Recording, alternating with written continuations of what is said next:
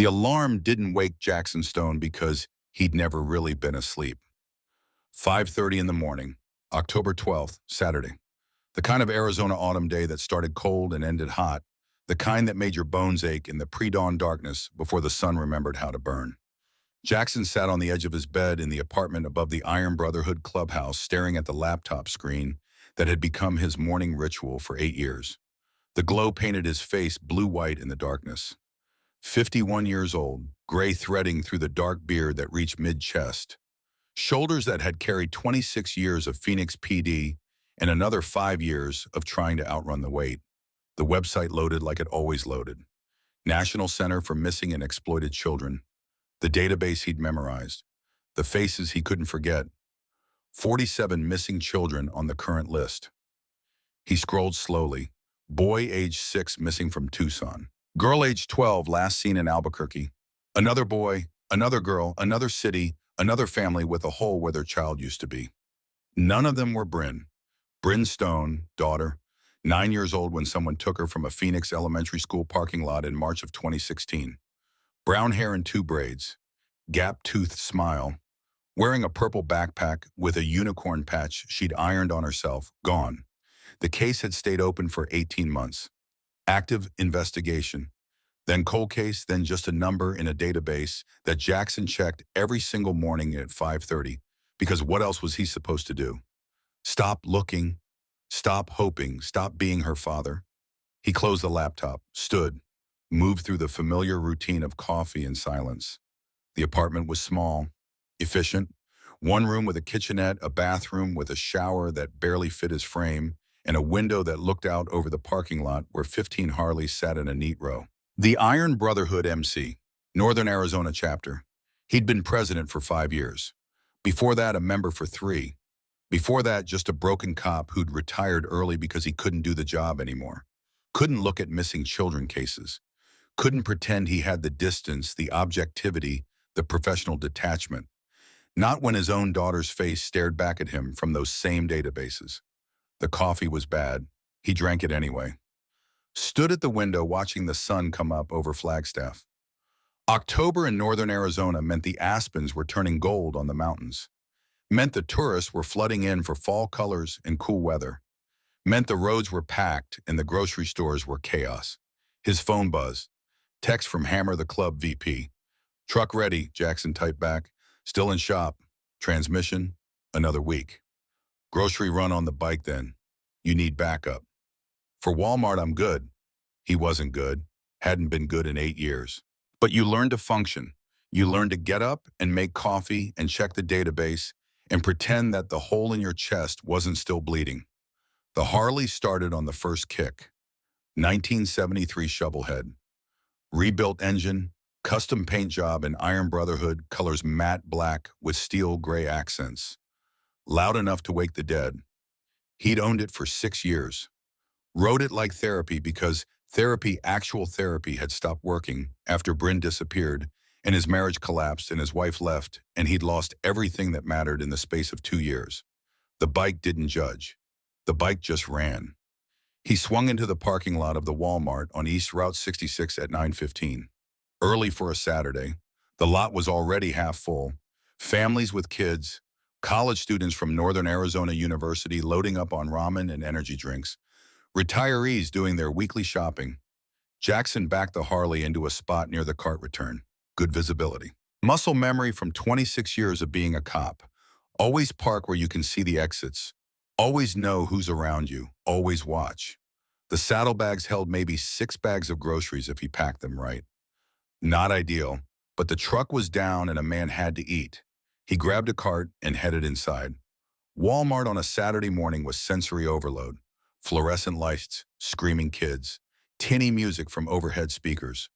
The smell of fresh baked bread from the bakery mixing with the chemical tang of the cleaning products aisle. Jackson moved fast. Produce, meat, bread, coffee, the basics. He'd been doing this long enough to have a system. In and out in 20 minutes. He didn't browse. Didn't linger. Got what he needed and got gone. At the checkout, the cashier was a kid maybe 19. Nose ring, bored expression. She didn't look up when she scanned his items, didn't make small talk, just took his cash and gave him change, and he was fine with that. Outside, the sun had burned off the morning chill. It was 68 degrees and climbing. By afternoon, it would hit 80. Jackson loaded the saddlebags, milk and eggs in one, bread and coffee in the other. The rest he'd have to carry in a backpack he kept strapped to the sissy bar. He was reorganizing when he noticed them. White SUV, Toyota Highlander, California plates, pulling into a spot 3 spaces down from his bike. Driver's side door opened. Woman in her 30s, blonde hair that looked like it came from a bottle. 2 dark sunglasses, even though the sun wasn't that bright. Designer jeans, silk blouse, Gucci bag, the kind of outfit that was trying too hard to look effortless. She popped the back door, reached in, pulled out a boy. Not pulled, yanked, hard enough that the kid stumbled. Jackson's cop brain kicked in, automatic, cataloging. Boy, age 7, maybe 8, small for his age. 4'2", 50 pounds soaking wet. Brown hair that hadn't been combed in days. Wearing a Pokemon t-shirt that was too small. The hem rode up showing his belly. Basketball shorts 3 sizes too big, cinched with a drawstring and still sagging. 1 red sock, 1 blue sock. Sneakers that were falling apart. Untied laces dragging on the asphalt. And a San Diego Padres baseball cap. Brown and gold, tilted sideways, too big for his head. The woman's outfit probably cost $500. The kid looked like he'd been dressed from a donation bin. That was the first thing Jackson noticed. The second thing was the way the boy moved. Stiff, robotic, like every muscle was tensed waiting for a blow. His eyes were too wide, hazel, darting, scanning the parking lot with systematic desperation, looking for something or someone. The woman grabbed his wrist. Her knuckles went white with the force of her grip. The boy flinched but didn't pull away, didn't cry out. Just accepted it with the kind of practiced resignation that made Jackson's stomach turn. He'd seen that look before, on kids in foster homes, on kids with parents who use fists instead of words, on kids who'd learned that resistance made things worse. The woman pulled the boy toward the rear of the SUV, popped the trunk, started unloading grocery bags, talking the whole time, too loud, too performative.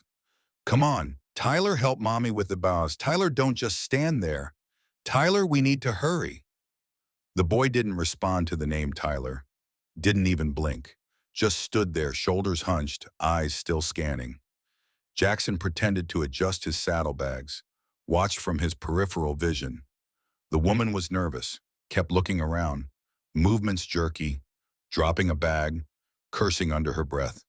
The boy stood very still, didn't help with the groceries, just stood there like a small statue, waiting.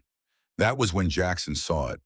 The boy's eyes swept across the parking lot, left to right, systematic, like he was searching for something specific. They moved past an elderly couple loading their car, past a woman with 3 kids arguing over who got to sit in the front seat, past a teenager on his phone leaning against a pickup truck. Then the eyes reached Jackson and stopped. 3 seconds of eye contact. 3 seconds that felt like 30.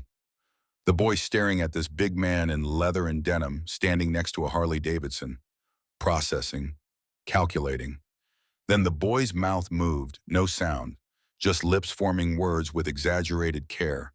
Slow, deliberate, making absolutely sure Jackson could read them. She's not my mom. Jackson's blood went cold. The boy mouthed it again, slower this time, each word distinct. She's not my mom. Then a third time, eyes locked on Jackson's, pleading without making a sound. She's not me mom. Every instinct Jackson had honed in 26 years of police work started screaming. The woman turned, saw the boy staring at a stranger. Her hand shot out, clamped on his shoulder hard enough to make him gasp, spun him around with enough force that he stumbled. Get in the car. Her voice was sharp, commanding, the kind of voice that expected immediate obedience. Now! The boy climbed into the back seat. No argument, no protest, just immediate compliance born from fear. The woman slammed the trunk, got behind the wheel, started the engine. Jackson stood frozen for one heartbeat, two, three. Then he moved, swung onto the Harley. Key in the ignition, engine roaring to life, loud, powerful. The kind of sound that turned heads 3 rows over. The white SUV pulled out of its space, headed toward the parking lot exit. The only exit. This Walmart had one entrance, one exit. Security design feature. Kept the flow organized. Jackson rode straight across 3 empty spaces, cut through the lane, pulled directly in front of the exit. Then he stopped his bike sideways, completely blocking the exit lane, killed the engine, climbed off, stood beside it, 6'2", 250 pounds. Leather vest with the Iron Brotherhood rocker across the back. President patch on the front, arms crossed, not moving. The white SUV approached the exit, slowed, stopped 20 feet away. Through the windshield, Jackson could see the woman's face, irritation flashing across her features, then confusion, then something else, something that looked like fear. She honked. Jackson pulled out his phone, held it up where she could see it, made a show of unlocking it, opening the phone app. Her eyes went wide. She honked again, longer, angrier. Jackson dialed, put the phone to his ear, never took his eyes off the SUV. 911, what's your emergency? This is Jackson Stone, retired Phoenix Police Department, badge number 4782. I'm at the Walmart on East Route 66 in Flagstaff, Arizona. I need units here immediately. Possible child abduction in progress. The dispatcher's voice sharpened, professional, focused. Sir, can you describe the situation, ma'am? White Toyota Highlander, California plates. He rattled off the number he'd memorized. 7KDJ392. Female driver, approximately mid-30s, blonde hair. Male child in the back seat, approximately 7 or 8 years old. Child just signaled to me that the woman is not his mother. Sir, what exactly did the child do? He made eye contact with me, mouthed the words, "She's not my mom," 3 times, deliberately, slowly, to make sure I understood. Then the woman grabbed him roughly and forced him into the vehicle. The child showed fear and immediate compliance. I've blocked the parking lot exit to prevent them from leaving. Sir, are you in a safe position? I'm on a motorcycle blocking the only exit. The driver can see I'm calling police. She's looking for another way out. Units are being dispatched, ETA 90 seconds. Can you describe the child? Brown hair, hazel eyes, approximately 4'2", maybe 50 pounds, wearing a Pokemon t-shirt, basketball shorts, mismatched socks, and a San Diego Padres baseball cap. Clothing doesn't match the woman's appearance. She's well-dressed, designer clothes. The kid looks like he hasn't been cared for in days. The SUV threw into reverse, tires squealing. The woman was panicking. Dispatch suspect is attempting to flee. She's backing toward the far end of the lot. Maintain your position, Mr. Stone. Do not engage. Officers are 60 seconds out. Jackson watched the SUV reverse to the northeast corner of the lot. The woman on her phone now, gesturing frantically, yelling at someone. Then Jackson noticed something else. Black Ford pickup, Arizona plates, parked at the perimeter of the lot. Male driver, late 30s, watching the situation intently. The truck's engine started. Dispatch, I've got a possible second suspect. Black Ford F-150 Arizona plates. He read off the number. Male driver positioned at the northeast corner. He just started his engine. Could be part of this. Noted. Officers are 30 seconds out. The white SUV suddenly accelerated, straight toward the curb at the northeast corner. There was a small landscape median, 18 inches high, mulch and decorative rocks. She's attempting to jump the curb. The SUV hit the median with a sickening thud. Bottomed out, scraping sound of metal on concrete. But the momentum carried it over. Tires hit the adjacent street, Beulah Boulevard. She was out. The black pickup also moved. Different direction, toward the main street on the opposite side. 2 vehicles fleeing. Jackson made a split-second decision. Dispatch a suspect vehicle has jumped the curb and is now on Beulah Boulevard heading east. Second vehicle is fleeing west. I'm pursuing the white SUV with the child. Mr. Stone maintained safe distance. Do not engage. Understood. He fired up the Harley. The engine's roar echoed across the parking lot. He swung out, through the gap where the SUV had jumped the curb, onto Beulah Boulevard. The white SUV was 2 blocks ahead, accelerating. 45, 50, 55 in a 35 zone.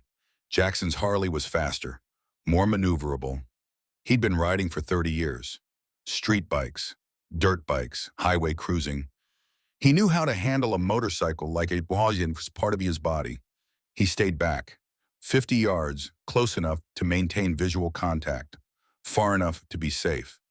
The SUV turned onto Route 66, the main drag through Flagstaff, heading east out of town. Jackson followed, phone still in his hand, dispatch still on the line.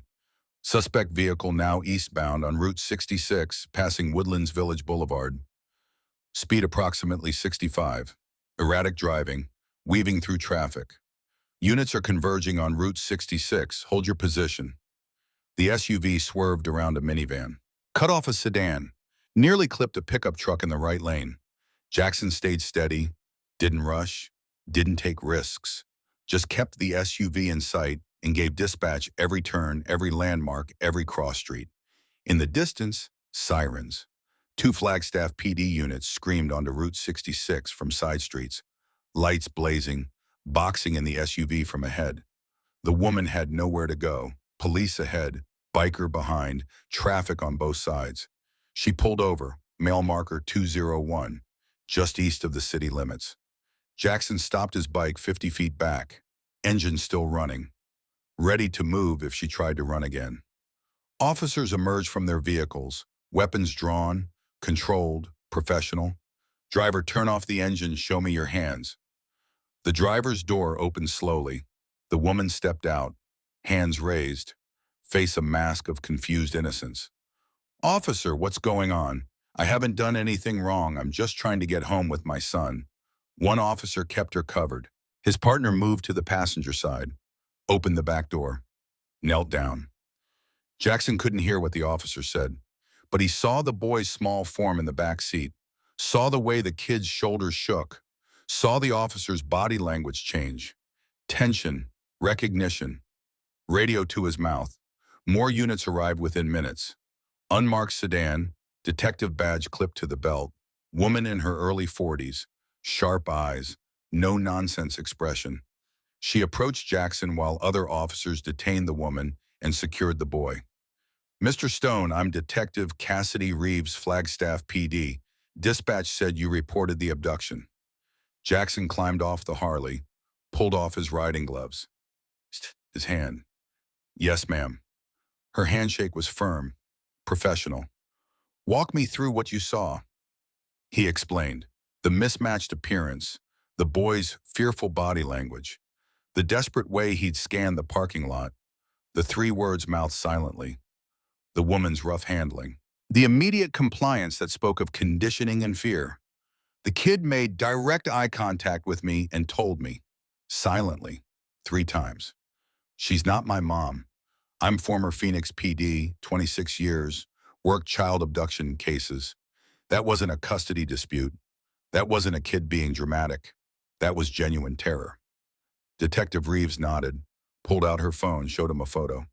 Is this the child? Amber alert. Missing child. Cole Harrison, age 7. Brown hair, hazel eyes. Last seen Wednesday, October 9th. Balboa Park, San Diego, California. The photo showed a smiling boy in a school photo. Clean clothes, combed hair, happy.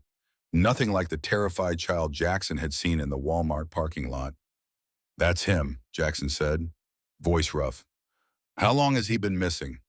3 days, 72 hours. Detective Reeves looked toward the patrol car where officers were helping the boy out. Mr. Stone, your instincts were correct. That boy is Cole Harrison, 7 years old, reported missing from San Diego 3 days ago. The woman is Diane Winters. She's wanted in connection with his disappearance. Jackson felt something break loose in his chest. Relief, validation, grief for the 3 days this kid had been with his abductor. How is he, the boy?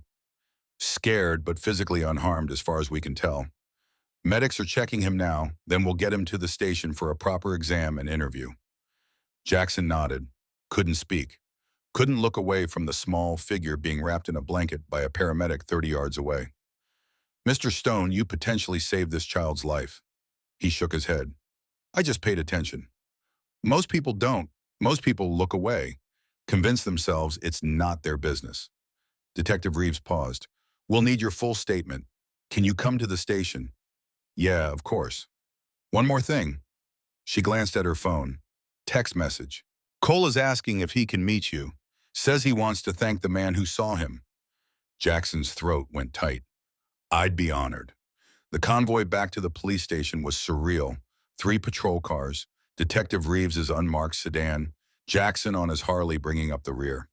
In one of those patrol cars, a 7-year-old boy who'd spent 3 days in hell was finally heading somewhere safe because he'd been brave enough to ask for help and because one person had been paying enough attention to see. 3 days earlier, Wednesday, October 9th, San Diego, California. Balboa Park was the kind of place families went on perfect autumn afternoons. Playgrounds, open green spaces, the Museum of Natural History, the San Diego Zoo just across the bridge. It was safe, family-friendly, the kind of place where kids played and parents sat on benches scrolling through their phones without worry. Cole Harrison loved the playground at Balboa Park, 7 years old, second grade at Seaside Elementary, obsessed with dinosaurs and Lego sets, and the way his shoes lit up when he stomped really hard. Wednesday was their day. Mom picked him up from school at 3:15. They'd drive to the park. Cole would play for an hour. Mom would sit on the bench grading charts from the hospital where she worked as a pediatric nurse. It was routine, safe, predictable. 4:27 p.m. Cole at the water fountain, bending down to drink. The water was cold and tasted like metal, but he was thirsty from running around the play structure. Hi, Cole. He looked up. Woman, blonde hair, sunglasses, smiling. He knew her. Miss Diane, from after-school program. She'd helped with homework from January through June. Always nice, always patient. She'd let him draw dinosaurs when his math was done. Remember me, Miss Diane? Hi, Miss Diane. Cole wiped his mouth. I haven't seen you since school ended. I know, sweetie. I've missed you. She knelt down to his level. Cole, your mom asked me to pick you up. She had an emergency at the hospital. Someone got really hurt, and they needed her right away. Cole frowned, but Mom's right there. He pointed to the bench where his mom had been sitting. Diane glanced over, shook her head. Oh, sweetie, that's not your mom. That woman is waiting for her own child. Your real mom is at the hospital. She called me to come get you because she trusts me. Cole's 7-year-old brain stumbled. Miss Diane sounded so sure, so certain, and the woman on the bench had turned away, was on her phone. Maybe it wasn't his mom. We need to hurry, Cole. Your mom is very worried. She wants you to come to the hospital so she can make sure you're okay. Something felt wrong, but Miss Diane was looking at him with such concern, such urgency, and she'd always been nice to him. She'd helped him with fractions. She'd given him stickers when he did good work. Okay, Cole said quietly. They walked to the parking lot. White SUV. Miss Diane opened the back door. Hop in, sweetie. Cole climbed in, buckled his seatbelt like he always did. The door closed. The engine started. 4:31 p.m. They pulled out of the parking lot. 4:35 p.m. Olivia Harrison looked up from her phone, realized she couldn't see Cole on the playground. Stood up, started walking, calling his name. 4:37 p.m. Olivia running, screaming, dialing 911 with shaking hands. 4:39 p.m. Park security, police dispatch, Amber Alert activation protocols. 5:15 p.m. Amber Alert issued statewide. Cole Harrison, age 7, 4'2", 52 pounds, brown hair, hazel eyes, wearing red t-shirt, blue jeans, light-up sneakers. Last seen Balboa Park, San Diego. Suspect white female 30s, blonde hair, white SUV. Witness reported woman called child by name. Police theory acquaintance abduction. Olivia and Gabriel Harrison spent Wednesday night in a police station. Then a hotel room they couldn't afford because they couldn't go home to the empty house. Thursday searching, following up tips, calling everyone who'd ever met their son. Friday more of the same, hope fading with every hour. Saturday morning, 72 hours since Cole disappeared. Statistics said after 72 hours the odds dropped. Way down. Olivia and Gabriel were in their car, driving north, following a tip that had come in overnight. Someone thought they'd seen a white SUV with California plates at a rest stop near the Arizona border. They drove because what else could they do? Sit at home and wait for the phone to ring. They drove because their son was out there somewhere, scared, calling for them. And they couldn't hear him. Flagstaff Police Station, interview room C, 4:30 p.m. Jackson sat across the table from Detective Cassidy Reeves, giving his formal statement. Everything he'd seen, timed, detailed. The kind of statement he'd given 1,000 times when he was on the job. But this time he was the witness, not the investigator. The boy's appearance didn't match the woman's, Jackson said.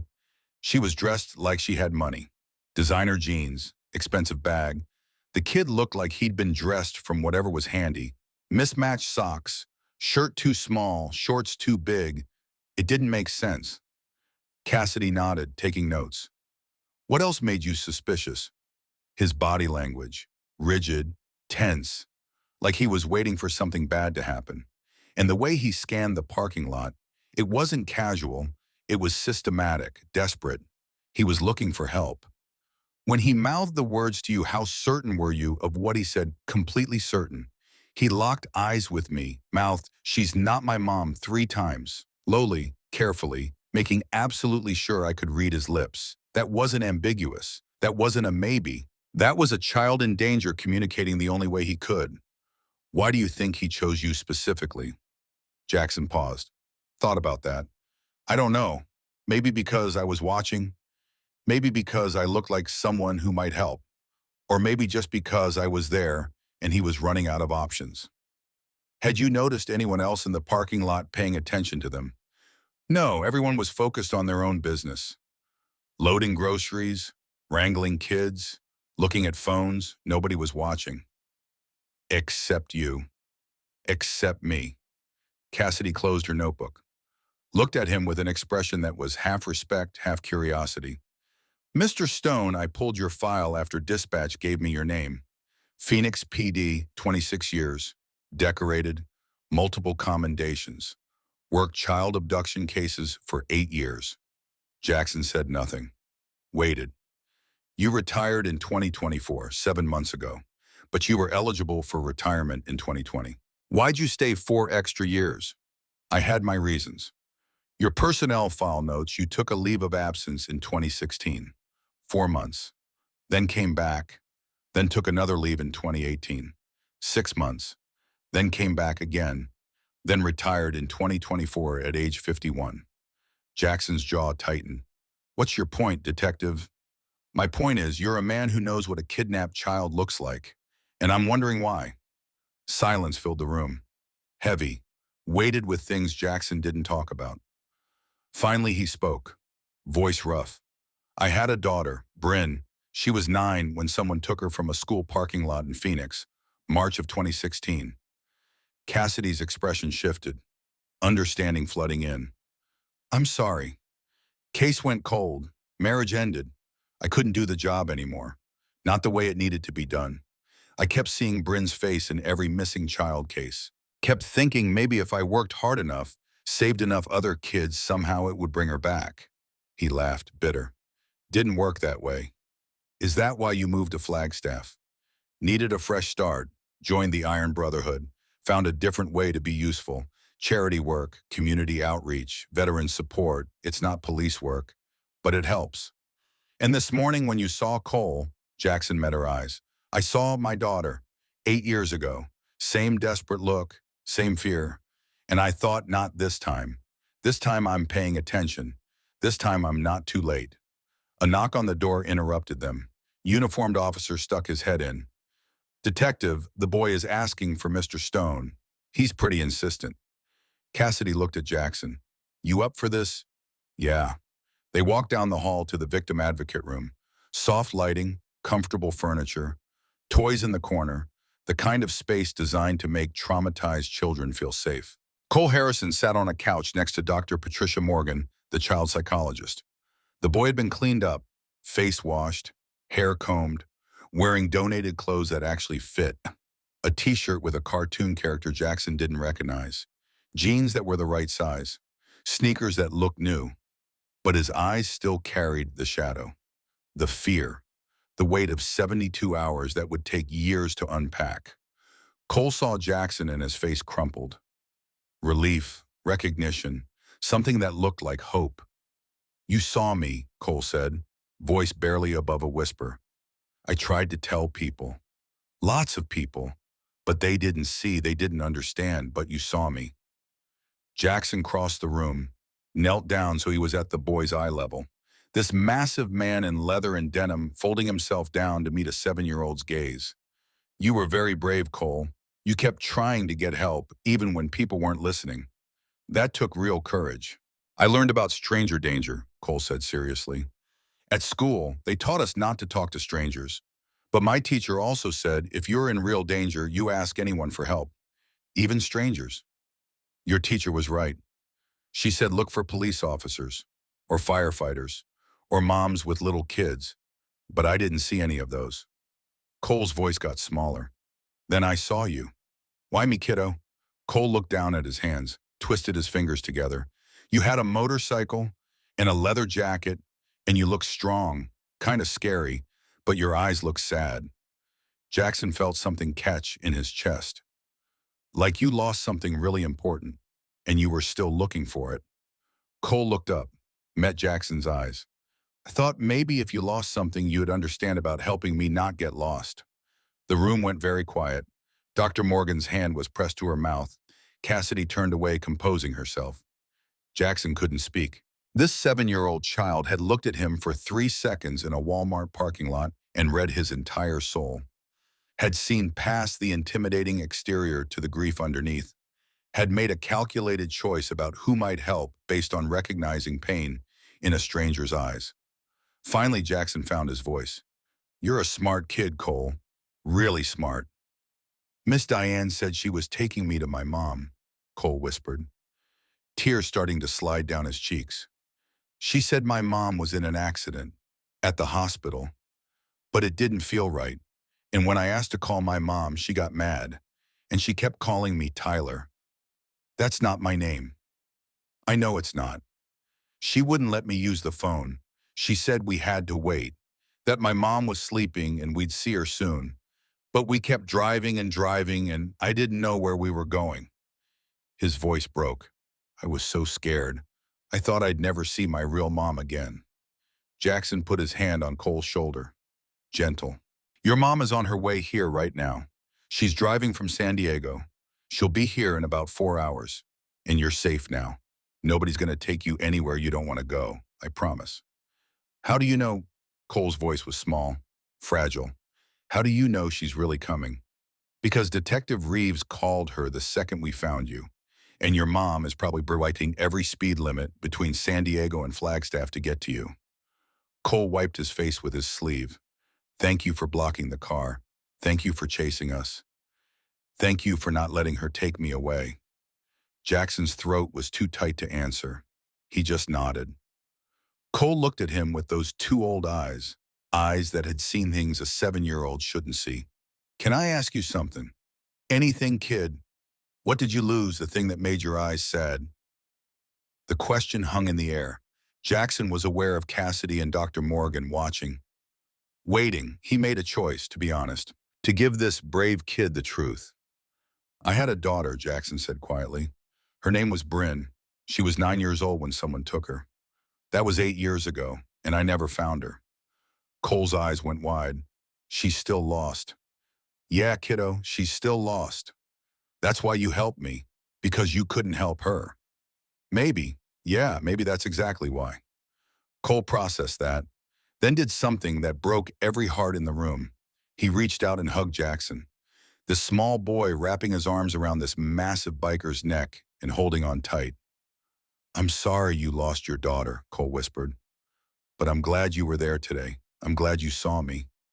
Jackson hugged him back, careful, Gentle. Me too, Cole.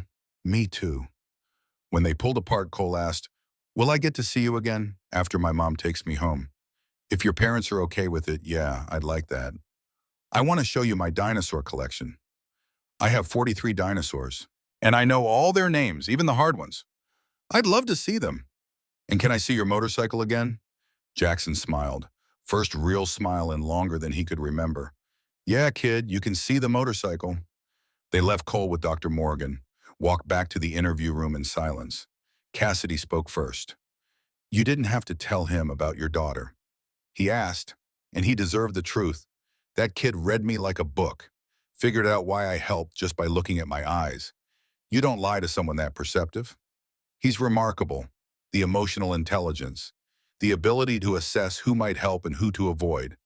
Most 7-year-olds couldn't do that. Most 7-year-olds haven't had to learn how to survive by reading adult faces. What do you mean? Jackson leaned against the wall. Tired. Kids who grow up in stable homes don't develop those skills. But kids who have to navigate unpredictable adults' dangerous situations, they learn fast. They learn to read micro-expressions, body language, tone of voice. It's a survival mechanism. You think Cole's been in danger before?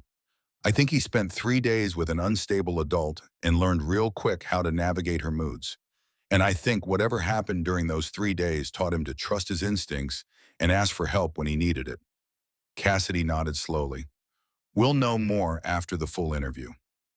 But you're probably right. They stood in silence for a moment. Then Cassidy said, the parents will be here around 7:30.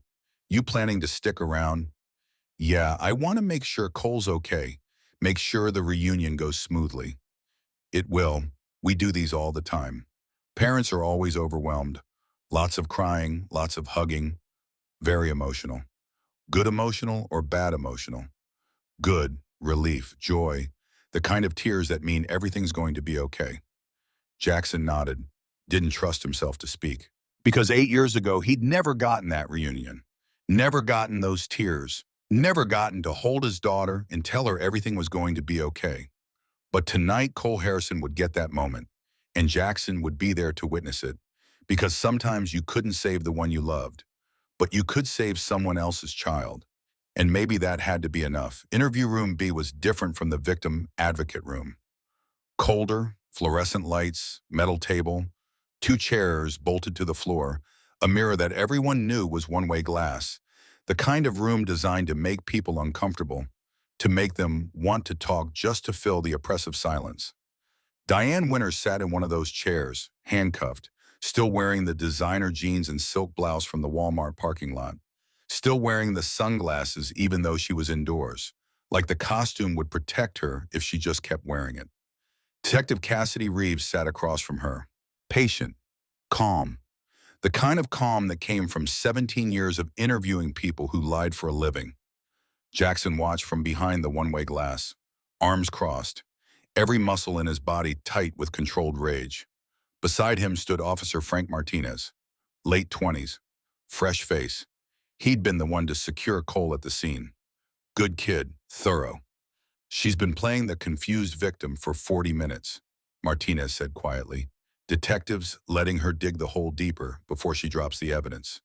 On the other side of the glass, Diane was crying. Perfect tears sliding down her cheeks. Not the ugly crying of real emotion. The pretty crying of someone who'd practiced in a mirror. I don't understand what's happening, Diane said, voice trembling. Cole is my friend. I was helping him.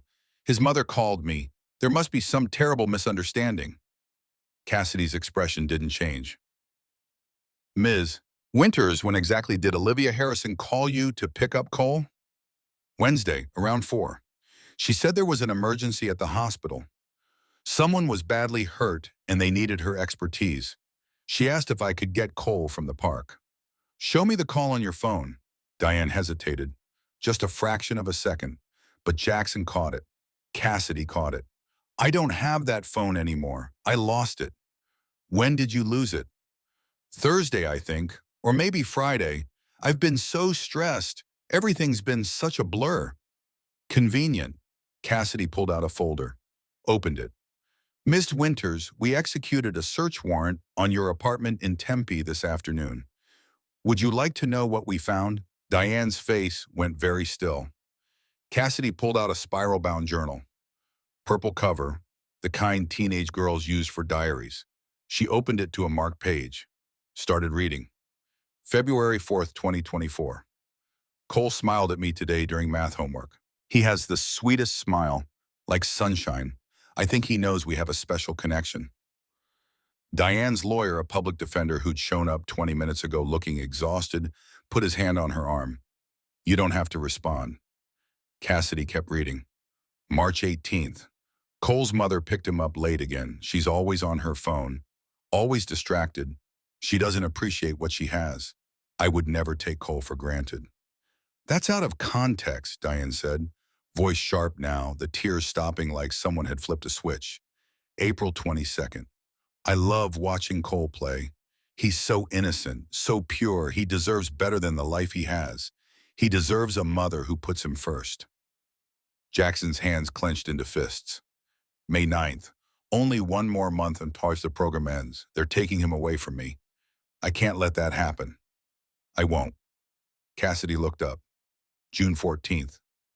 Last day of the program. I told Cole I'd see him soon. He said okay, but he looked sad.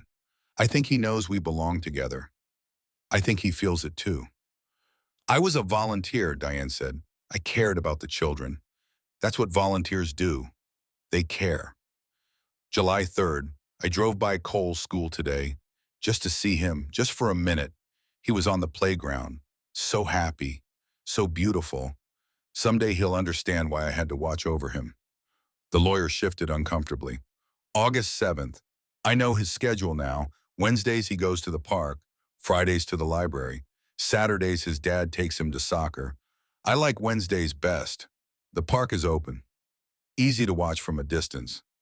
Cassidy turned the page. September 23rd. I started making plans. A place where we can be safe, where no one will find us, where we can be the family we're meant to be. October 8th. Cassidy's voice went harder. The day before you took him. Tomorrow. Tomorrow I bring him home. Tomorrow our real life starts. Cole will understand eventually.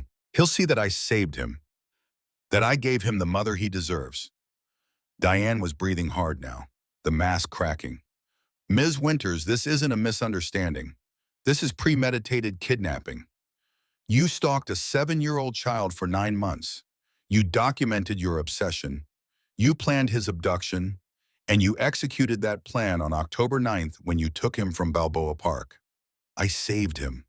Diane's voice rose, sharp, desperate. You don't understand. His mother doesn't deserve him. She's always working, always distracted. I would give Cole everything, a real home, a real mother, someone who actually sees him. Cole has a real mother, Olivia Harrison, the woman you impersonated when you told him she was in the hospital. She doesn't appreciate him. I watched her. She sits on her phone while he plays. She doesn't pay attention. She doesn't see how special he is. So you decided he should be yours. He is mine. I felt it the first day I met him. Some connections are meant to be. Some children are meant for different mothers than the ones who birthed them. The lawyer was trying to get Diane to stop talking. She ignored him. I gave him 6 months to realize it. 6 months of helping him, teaching him, showing him what a real mother's love looks like. And then they took me away. Ended the program, separated us. So you took him back. I rescued Tom. I was taking him somewhere safe, somewhere we could start over, somewhere we could be a real family. Cassidy let the words hang in the air, let Diane's confession echo in the small room. Then she pulled out another document. Tell me about Marcus Webb. Diane's face changed, fear flashing across it. Real fear. I don't know what you mean. Your boyfriend lives with you in Tempe, registered owner of a black Ford F-150, Arizona plate 4TGH921. The same truck that was at the Walmart parking lot this morning, watching while you loaded Cole into your SUV. Silence. Marcus fled when Mr. Stone blocked the exit. Where is he, Miss Winters? I don't know.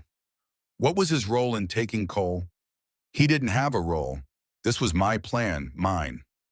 Your phone records show 17 calls to Marcus's number between Wednesday afternoon and Saturday morning. What were you calling him about? Diane's lawyer leaned in, whispered something. She shook her head. Ms. Winters, if Marcus Webb was involved in this abduction, if he had any contact with Cole, if he poses any threat to that child, you need to tell us now. He wouldn't hurt Cole. Marcus wouldn't hurt anyone. Then where is he? I don't know. Tears again, real ones this time. He was supposed to help me. He said he understood. He said we'd all be a family. But then when that biker blocked us when the police came, Marcus just left. He just drove away. What was the plan, Diane? Where were you taking Cole? Long silence. Then quietly, Marcus has a cabin in Utah, near Moab. We were going to go there. Hide until things calmed down. Then we'd start over with new names. New life, just the three of us. You, Marcus, and Cole. Yes. As a family. Yes. With fake IDs, new identities. Diane nodded. Cassidy pulled out photographs, spread them on the table. These were in your apartment. Driver's license, birth certificate, social security card, all fake. All showing a woman named Diane Taylor and a boy named Tyler Taylor. Mother and son, different last name than Harrison, different first name for Cole. You were going to erase him, Cassidy said. Take a 7-year-old child and erase his entire identity, his real name, his real family, his entire past. I was giving him a better future. You were destroying his life. I was saving him. Diane's voice broke. You don't understand. I've loved him since the day I met him. That kind of love doesn't just go away because some bureaucrat ends a volunteer program. He needed me. He needs me. Cole has never needed you. Cole has a mother and father who love him, who have been searching for him for 3 days, who thought they'd never see him again. They don't love him like I do. You're right. They don't love him like you do, Bo, because what you feel isn't love. It's obsession. It's possession. It's a delusion that led you to commit a felony. Diane slumped in her chair, the performance finally over, the mask finally broken. Where is Marcus Webb going? Cassidy asked again. I don't know. He has family in Nevada, friends in New Mexico. He could be anywhere. Is Cole in danger from Marcus? That got Diane's attention. She looked up, confused. What no more Marcus was helping me. He wouldn't hurt Cole. You're sure about that? Yes, Marcus was just... He understood. He knew how important this was to me. He was going to help us hide, that's all. Cassidy gathered the evidence, stood. Diane Winters, you're being charged with kidnapping, child endangerment, custodial interference, and conspiracy. Federal charges. You're looking at 25 years minimum. Diane started crying again. This time the ugly kind, the kind that came from realizing the fantasy was over and reality was a cage. Behind the glass, Jackson turned away. Couldn't watch anymore. What do you think? Martinez asked. I think she's mentally ill. I think she convinced herself that what she felt for Cole was love. And I think she's telling the truth about one thing. What's that? She doesn't know where Marcus Webb is, which means he's out there with his own agenda, and we need to find him before he decides to finish what Diane started. Cassidy came out of the interview room 10 minutes later, pulled off her jacket, ran a hand through her hair, looked exhausted. She's delusional, Cassidy said. Clinical level, probably has a diagnosis somewhere in her medical history. Probably off her meds, Jackson said. Probably. We're pulling her records now, but the immediate problem is Marcus Webb. We need to find him before he decides Cole is a loose end. You think he'd come after the kid? I think a man who helps his girlfriend kidnap a child is capable of anything. And until we have him in custody, Cole is still at risk. Jackson felt ice in his veins. What's the plan? Bolo for the truck, Flagstaff PD, Arizona State Patrol, FBI. We've got his photo circulating, credit cards flagged. We'll find him. How long, bro? Could be hours, could be days. What about the Harrison family when they get here? Protective custody, hotel room, officers posted. Nobody gets near that kid until we have Marcus Webb in handcuffs. Jackson nodded. I want to help. You've done enough, Mr. Stone.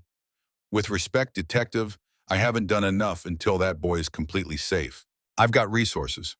The Iron Brotherhood, 31 members across northern Arizona. We know the area. We know the back roads we can watch. Report. Help you cover ground. Cassidy considered. Off-duty, voluntary, observer status only. You see Webb, you call it in, you don't engage. Understood. I mean it, Jackson. You're not a cop anymore. You don't have immunity. You engage with Webb and things go sideways, you're liable. I'll be careful. I'm serious. So am I. They stared at each other. Understanding passing between two people who'd both spent their lives in law enforcement, who both knew that sometimes the rules had to bend to keep people safe. Okay, Cassidy said finally. Get your people mobilized, eyes only. Marcus Webb is considered armed and dangerous. Black Ford F-150, Arizona plates. Last seen fleeing Walmart at approximately 3 p.m. We're on it, 7:15 p.m. The sun had set an hour ago. October in Flagstaff meant darkness came early and cold came with it. Temperature had dropped from 80 degrees to 52 in 3 hours. Jackson stood outside the police station, phone to his ear, calling in favors. Hammer, it's Reaper. I need eyes open protocol activated. Leonard Hammer Cross was 52, vice president of the Iron Brotherhood, former Army Ranger, man of few words and decisive action. Talk to me, Jackson explained. The rescue, Cole, Diane Winters, Marcus Webb still at large. The need for coverage across northern Arizona. How many bodies you need? Everyone who can ride. Webb could be heading to Nevada, New Mexico, Utah, could be hiding local. We need eyes on highways, truck stops, gas stations, anywhere he might surface. Give me an hour. I'll have 31 bikes on the road. Thanks, Hammer. Kid okay. Scared, but alive. Parents are driving up from San Diego. Should be here by 7:30. You staying with the family? Yeah, until Webb is caught. Good, that's good, Reaper. Proud of you. Jackson's throat tightened. Just doing what needed doing. Most people don't. You did. That matters. They hung up. Jackson made 3 more calls. Chapter members in Sedona, Prescott, Williams. Within 90 minutes, Iron Brotherhood riders would be watching every major route out of Flagstaff. Not vigilantes, observers, but present, visible, making it harder for Marcus Webb to move without being seen. Inside the station, Cole sat in the victim advocate room, still with Dr. Morgan, still waiting for his parents. He'd eaten dinner, chicken nuggets and fries from the diner next door, drank 2 juice boxes, finally looked like a normal 7-year-old instead of a terrified hostage. But every few minutes he'd look at the door, waiting. How much longer? Cole asked Dr. Morgan. Your parents should be here any minute, sweetheart. What if they don't come? What if something happened? Nothing happened. Detective Reeves talked to your mom 20 minutes ago. They're almost here. What if Miss Diane escapes? What if she comes back? She can't escape, Cole. She's in a jail cell with guards. She can't get to you. But what about Marcus? Dr. Morgan went very still. What about Marcus? Miss Diane's boyfriend. He was there at the Walmart. I saw his truck. You saw Marcus Webb at the Walmart. Cole nodded. He was in the black truck, the one that was parked far away. Miss Diane called him on the phone when the motorcycle man blocked us. She was yelling at him, saying he was supposed to help, but he just drove away. Dr. Morgan pressed the call button on her tray. Detective Reeves, I need you in the advocate room. Now. Cassidy arrived in 30 seconds, knelt beside Cole. Cole, honey, tell me about Marcus. When did you first see him? Wednesday, when Miss Diane picked me up from the park. He was waiting in the truck. She put me in her car, but he followed us. Did he talk to you? No, he just drove behind us, all the way to Arizona. When we stopped for gas, he stayed in the truck. Miss Diane said not to look at him, said he was helping keep us safe. Did he ever hurt you? No, he just watched. When was the last time you saw him? Today, at Walmart. His truck was parked on the other side. Miss Diane kept looking at it. Then when the motorcycle man blocked us, she called Marcus. I could hear her yelling, "Why aren't you helping? You're supposed to help me." But Marcus just left. Cassidy looked at Dr. Morgan, mouthed 2 words, he's hunting. Jackson was back in the observation room when Cassidy briefed him. Marcus Webb didn't just help Diane. He followed them the entire way. 3 days, San Diego to Flagstaff, 400 miles, staying close but separate. Why? Because if Diane got caught, he wanted to be free to act.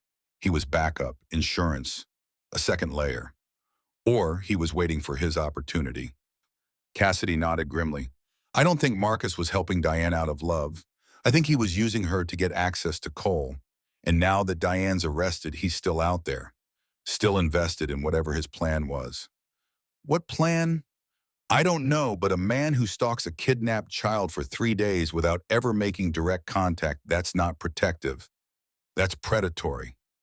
Jackson felt rage building, the kind that came from understanding just how close Cole had been to something worse than Diane's delusion. We need to find him. Now. Already working it, FBI's involved. This is federal kidnapping. They're pulling his financials, phone records, known associates. He'll dump the truck, change vehicles. Probably, but he's not a professional. He's a 38-year-old former security guard with delusions of competence.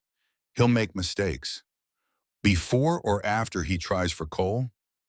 Cassidy didn't answer. Didn't need to. They both knew the clock was ticking. 7:28 p.m. Headlights swept across the police station parking lot. Blue Honda Accord. California plates. Driving too fast. Braking too hard. Parking crooked across 2 spaces. The driver's door flew open. Woman in her mid-30s. Dark hair pulled back in a messy ponytail. Jeans and a sweatshirt. No makeup. Eyes red from 3 days of crying. Olivia Harrison. Passenger side. Man, late 30s. Taller. Exhausted. Gabriel Harrison. They ran toward the station entrance. Not walked. Ran. Like every second between them and their son was unbearable. Jackson watched from the window, felt his chest tighten. This was the moment he'd never gotten. The reunion, the relief, the end of the nightmare. Cassidy met them at the door. Mr. and Mrs. Harrison, I'm Detective Cassidy Reeves. Welcome to Flagstaff. Where's Cole? Olivia's voice was shaking. Where's my son? He's safe. He's inside. He's been asking for you. Is he hurt? Is he okay? What did she do to him? He's physically unharmed, scared but safe. Dr. Morgan, our child psychologist, has been with him since we brought him in. I need to see him. Now, please. Cassidy led them inside, down the hallway, to the victim advocate room. She opened the door. Cole was sitting on the couch. Watching a cartoon on the TV Dr. Morgan had turned on to distract him. He looked up when the door opened, saw his mother. The cartoon was forgotten. The juice box in his hand fell to the floor. Mama. He ran, this small boy in borrowed clothes flying across the room like he'd been launched from a cannon. Olivia dropped to her knees, caught him, wrapped her arms around him so tight it had to hurt, buried her face in his hair, both of them sobbing. Gabriel knelt behind them, arms around both, family united. For long minutes, no one spoke, no one moved, just held each other while 3 days of terror bled out in tears. Jackson watched from the hallway, couldn't look away, couldn't breathe. This was what it was supposed to look like. This was what he'd never gotten. Beside him, Cassidy wiped her eyes. Even after 17 years, even after dozens of these reunions, it never got old, never stopped hitting hard. Finally, Olivia pulled back, cupped Cole's face in her hands, looked at him like she was memorizing every detail. Are you okay? Did she hurt you, baby? Talk to me. I'm okay, Mama. I'm okay. I was so scared, but I'm okay now. I'm so sorry. I'm so sorry I didn't see. I'm so sorry she took you. It's not your fault, Mama. Miss Diane tricked me. She said you were hurt. She said you needed me. I'm not hurt. I'm fine. And you're never leaving my sight again. Never. Do you understand? Cole nodded, then looked past his mother. Mama, there's someone I want you to meet. He turned, saw Jackson standing in the doorway. That's the man who saved me. That's Mr. Stone. Olivia stood slowly, looked at this massive biker, this stranger who'd given her son back. She walked over, stopped in front of him. For a moment, they just looked at each other. Mother whose child had been returned. Man whose child never came home. Then Olivia pulled Jackson into a hug. This woman he'd never met, holding him like he was family. Thank you, she whispered. My baby was missing for 3 days. 72 hours. Every second I thought I'd lost him forever. You gave him back to me. How do I thank someone for that? Jackson's voice was rough. You don't need to thank me, ma'am. You just hold him tight. Gabriel stepped forward, extended his hand. Mr. Stone, I'm Gabriel Harrison, Cole's father. We owe you everything. Jackson shook his hand. You don't owe me anything. Just keep him safe. Can I show them the motorcycle? Cole asked, tugging on Jackson's vest. Can I show Mama and Dad? Olivia laughed, watery. You want to show us a motorcycle after everything that's happened? That's what you want to show us. It's not just any motorcycle, Mama. It's the bike Mr. Stone used to block the exit, so Miss Diane couldn't leave. It's so cool. Gabriel looked at Jackson. Is that okay? Yeah, of course. Outside in the parking lot, cool October air, stars overhead. Jackson's Harley sat where he had left it, matte black and steel gray, chrome gleaming under the streetlights. Cole approached it like it was sacred. Can I touch it? You can sit on it if you want. Cole's eyes went huge. He looked at his parents. Both nodded. Jackson lifted Cole onto the seat. The boy's feet didn't reach the pegs. His hands barely wrapped around the grips, but his face lit up with pure joy. When I grow up, I'm going to have a motorcycle like this, Cole announced, and I'm going to help people, like Mr. Stone did. That sounds like a good plan, Olivia said, voice thick with emotion. They took a photo. Cole on the bike, Jackson standing beside him, Gabriel holding his phone, capturing the moment. Then Cassidy came outside, expression serious. Mr. and Mrs. Harrison, we need to talk about security. They went back inside. Conference room this time. Cassidy laid out the situation. Marcus Webb, still at large, possibly dangerous. Protective custody recommended until he was apprehended. You're saying Cole is still in danger. Gabriel's voice was tight.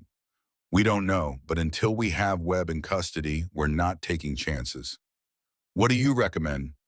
We've arranged a hotel room, Radisson Flagstaff, 3rd floor, officers posted outside. You stay there until we catch Webb. How long will that take?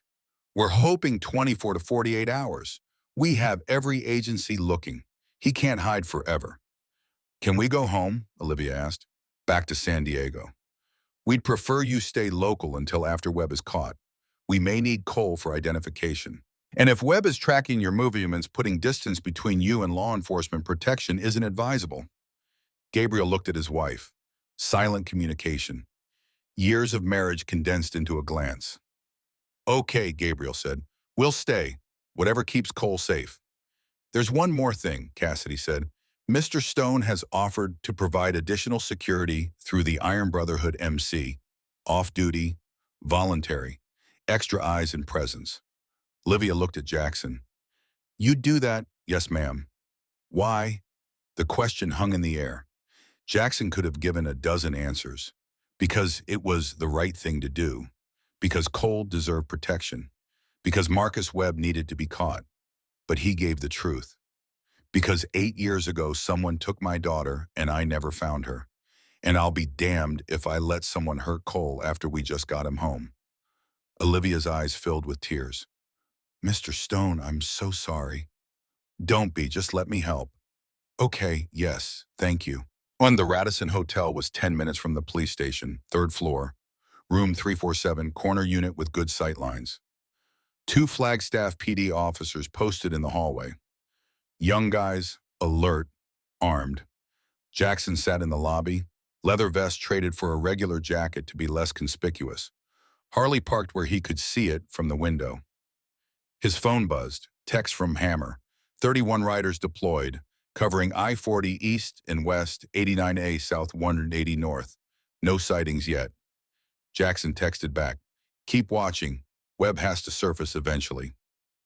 Upstairs in room 347, the Harrison family was trying to settle. 2 queen beds. Cole insisted on sleeping between his parents. Olivia and Gabriel didn't argue. But Cole couldn't sleep. Every sound in the hallway made him jump. Every shadow on the wall made him afraid. At 11 p.m., Olivia called the lobby. Is Mr. Stone still there? Yes, ma'am. Could you ask him to come up? Cole is asking for him. Jackson took the stairs, knocked on the door. Gabriel opened it. "Sorry to bother you," Gabriel said, "but Cole can't settle. He keeps asking if you're really here, if you're really watching." Jackson stepped inside. Cole sat up in the bed between his parents, small face pale, eyes too wide. "Mr. Stone, are you leaving?" "Not until Marcus Webb is caught, kiddo. I'm staying right downstairs, and there are police officers right outside your door. You're safe." "But what if he comes? What if he gets past the police?" Jackson knelt beside the bed. "Then he has to get past me. And I promise you, Cole, that's not going to happen." "How do you know?" "Because I've been keeping people safe for 30 years. Cops, Marines, brothers, and nobody gets to the people I'm protecting. Nobody." Cole studied his face, reading him the way he'd read him in the Walmart parking lot, looking for truth, for certainty. Whatever he saw satisfied him. His shoulders relaxed, his breathing slowed. "Okay, I believe you." "Good, now try to sleep. Your mom and dad are right here. Police outside, me downstairs. You're surrounded by people who won't let anything happen to you. Will you be here in the morning? I'll be here as long as you need me to be." Cole lay back down. Olivia pulled the blanket up, smoothed his hair. Jackson stood to leave. "Mr. Stone," Cole's voice was sleepy now. "Thank you for not looking away." Jackson's throat was too tight to answer. He just nodded and left. In the hallway, Gabriel followed him. "He trusts you more than he trusts anyone else right now, even us. He'll come back to you. He's just processing. Give him time." "Can I ask you something?" "Sure. Your daughter, the one who was taken, do you still look for her?" Jackson was quiet for a long moment. Every day, every missing child database, every new lead, every morning for 8 years. "I'm sorry." "Don't be. She's still out there somewhere. And until I know otherwise, I keep looking." "What if you never find her?" "Then I save other people's kids. And maybe that has to be enough."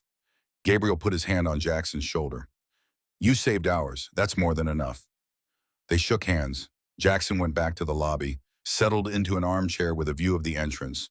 Phone in his hand, ready, Sunday morning, 6:47 a.m. Jackson's phone rang. "Cassidy. We've got a sighting, gas station in Sedona. Attendant recognized Webb from the photo. He filled up a black F-150 30 minutes ago. Paid cash. Headed south on 89A. I'll alert my people." "Already done. Arizona State Patrol has units en route.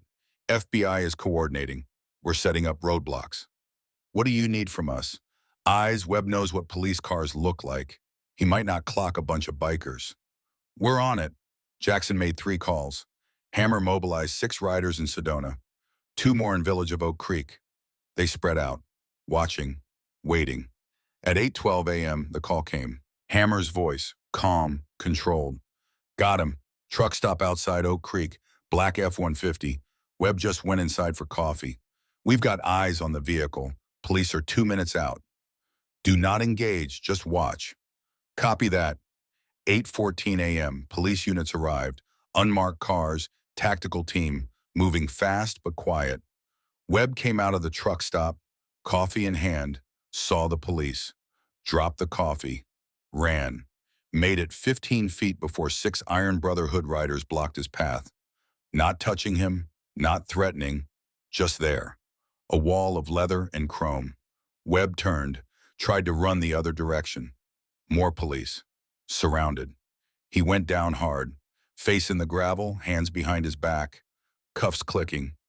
Hammer called Jackson. "Package secured, no injuries, Webb is in custody."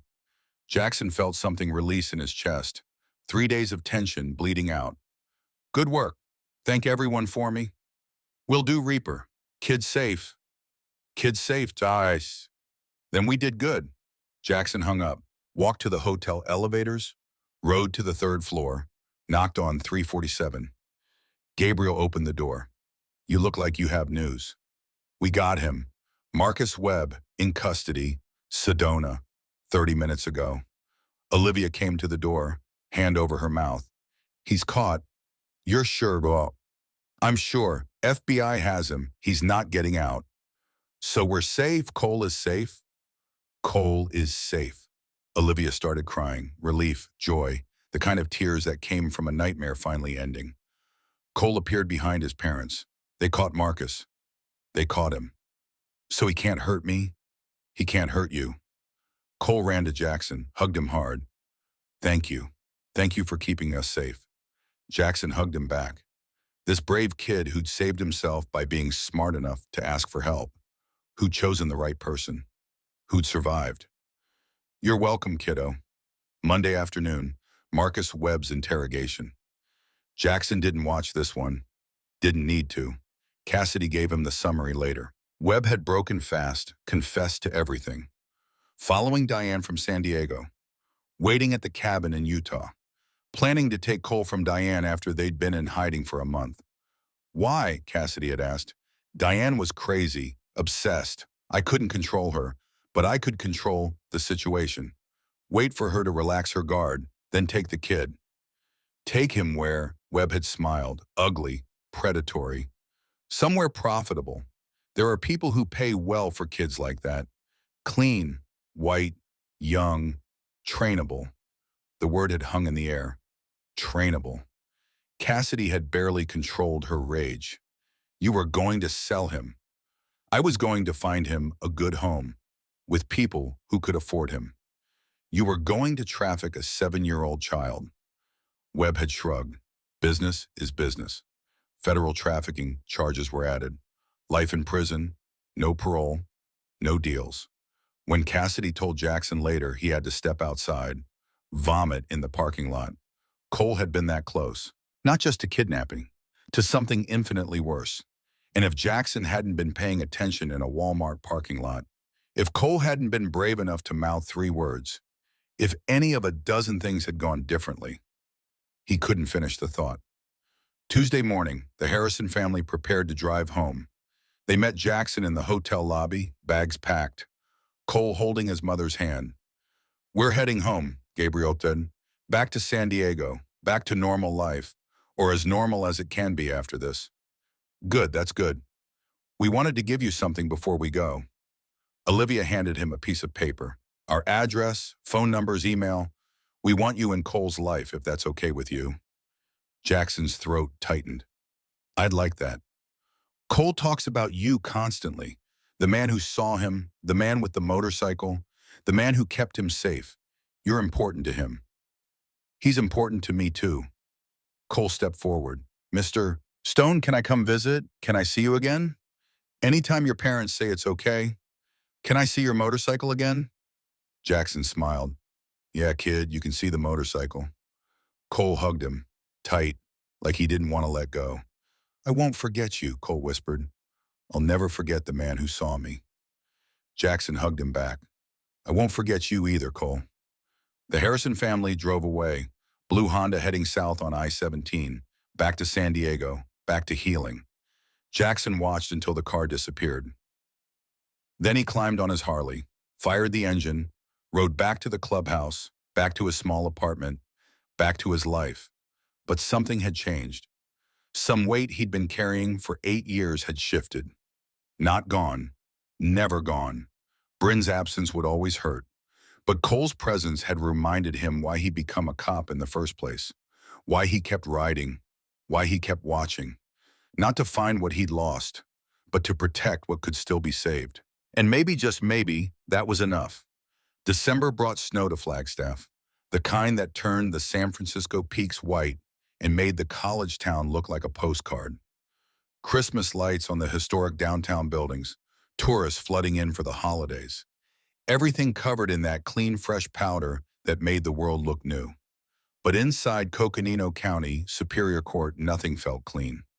Diane Winters sat at the defense table in an orange jumpsuit, hair unwashed, face bare of makeup, the performance costume stripped away.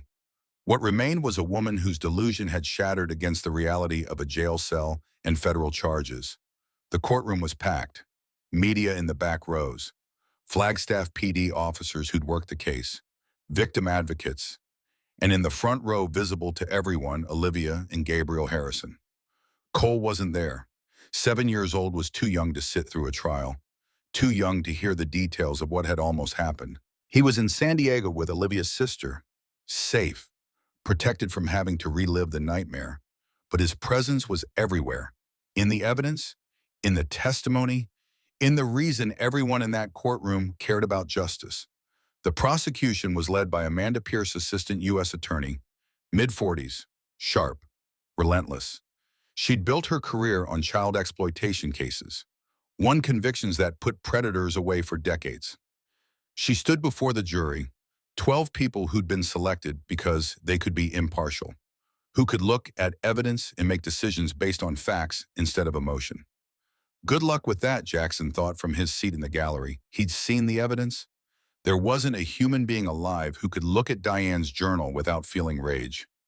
Ladies and gentlemen of the jury, Amanda began, this case is about obsession, about a woman who convinced herself that a 7-year-old child belonged to her, who stalked him for 9 months, who documented her delusion in disturbing detail, who planned and executed a kidnapping that traumatized a child and destroyed a family's sense of safety. She pulled up the first exhibit, Diane's journal, purple cover, teenage diary, filled with 9 months of escalating madness. February 4th, 2024.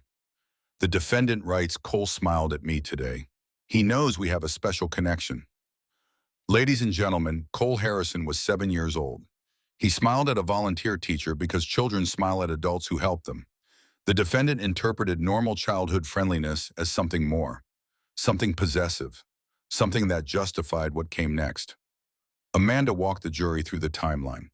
9 months of journal entries, growing obsession, stalking behavior, planning, the fake IDs showing Diane Taylor and Tyler Taylor, mother and son, a new identity for a stolen child. October 8th, 2024, the day before the defendant kidnapped Cole Harrison. She writes, tomorrow I bring him home. Tomorrow our real life starts. Ladies and gentlemen, this wasn't a misunderstanding. This wasn't a confused woman making a mistake. This was premeditated kidnapping. The defense attorney, a public defender, looked uncomfortable. His argument was weak, and he knew it. Mental illness, delusional disorder, diminished capacity, the kind of defense that might reduce a sentence but couldn't erase the crime. The trial lasted 4 days. Day 1, opening statements, timeline, evidence presentation. Day 2, Cole's video testimony. The courtroom went silent when the screen flickered to life. Cole's face, recorded 2 weeks ago in San Diego. Dr. Patricia Morgan beside him, creating a safe space for a child to tell his story. Cole, the prosecutor's voice came through speakers. Gentle, patient. Can you tell us what happened on Wednesday, October 9th? Cole's voice was small but steady. I was at the park, the playground at Balboa Park. Miss Diane came up to me and said my mom was in an accident. She said I needed to come with her to the hospital. Did you want to go with Miss Diane? No, I wanted to stay with my real mom, but Miss Diane said the lady on the bench wasn't my mom. She sounded so sure, and I got confused. What happened after you got in the car? We drove for a long time, hours and hours. I asked to call my mom, but Miss Diane said no. She said we had to wait. She kept calling me Tyler. That's not my name. Were you scared? Cole nodded, tears sliding down his cheeks on the screen. I was so scared. I didn't know where we were going. I didn't know if I'd ever see my family again. What did you do when you were scared? I tried to tell people.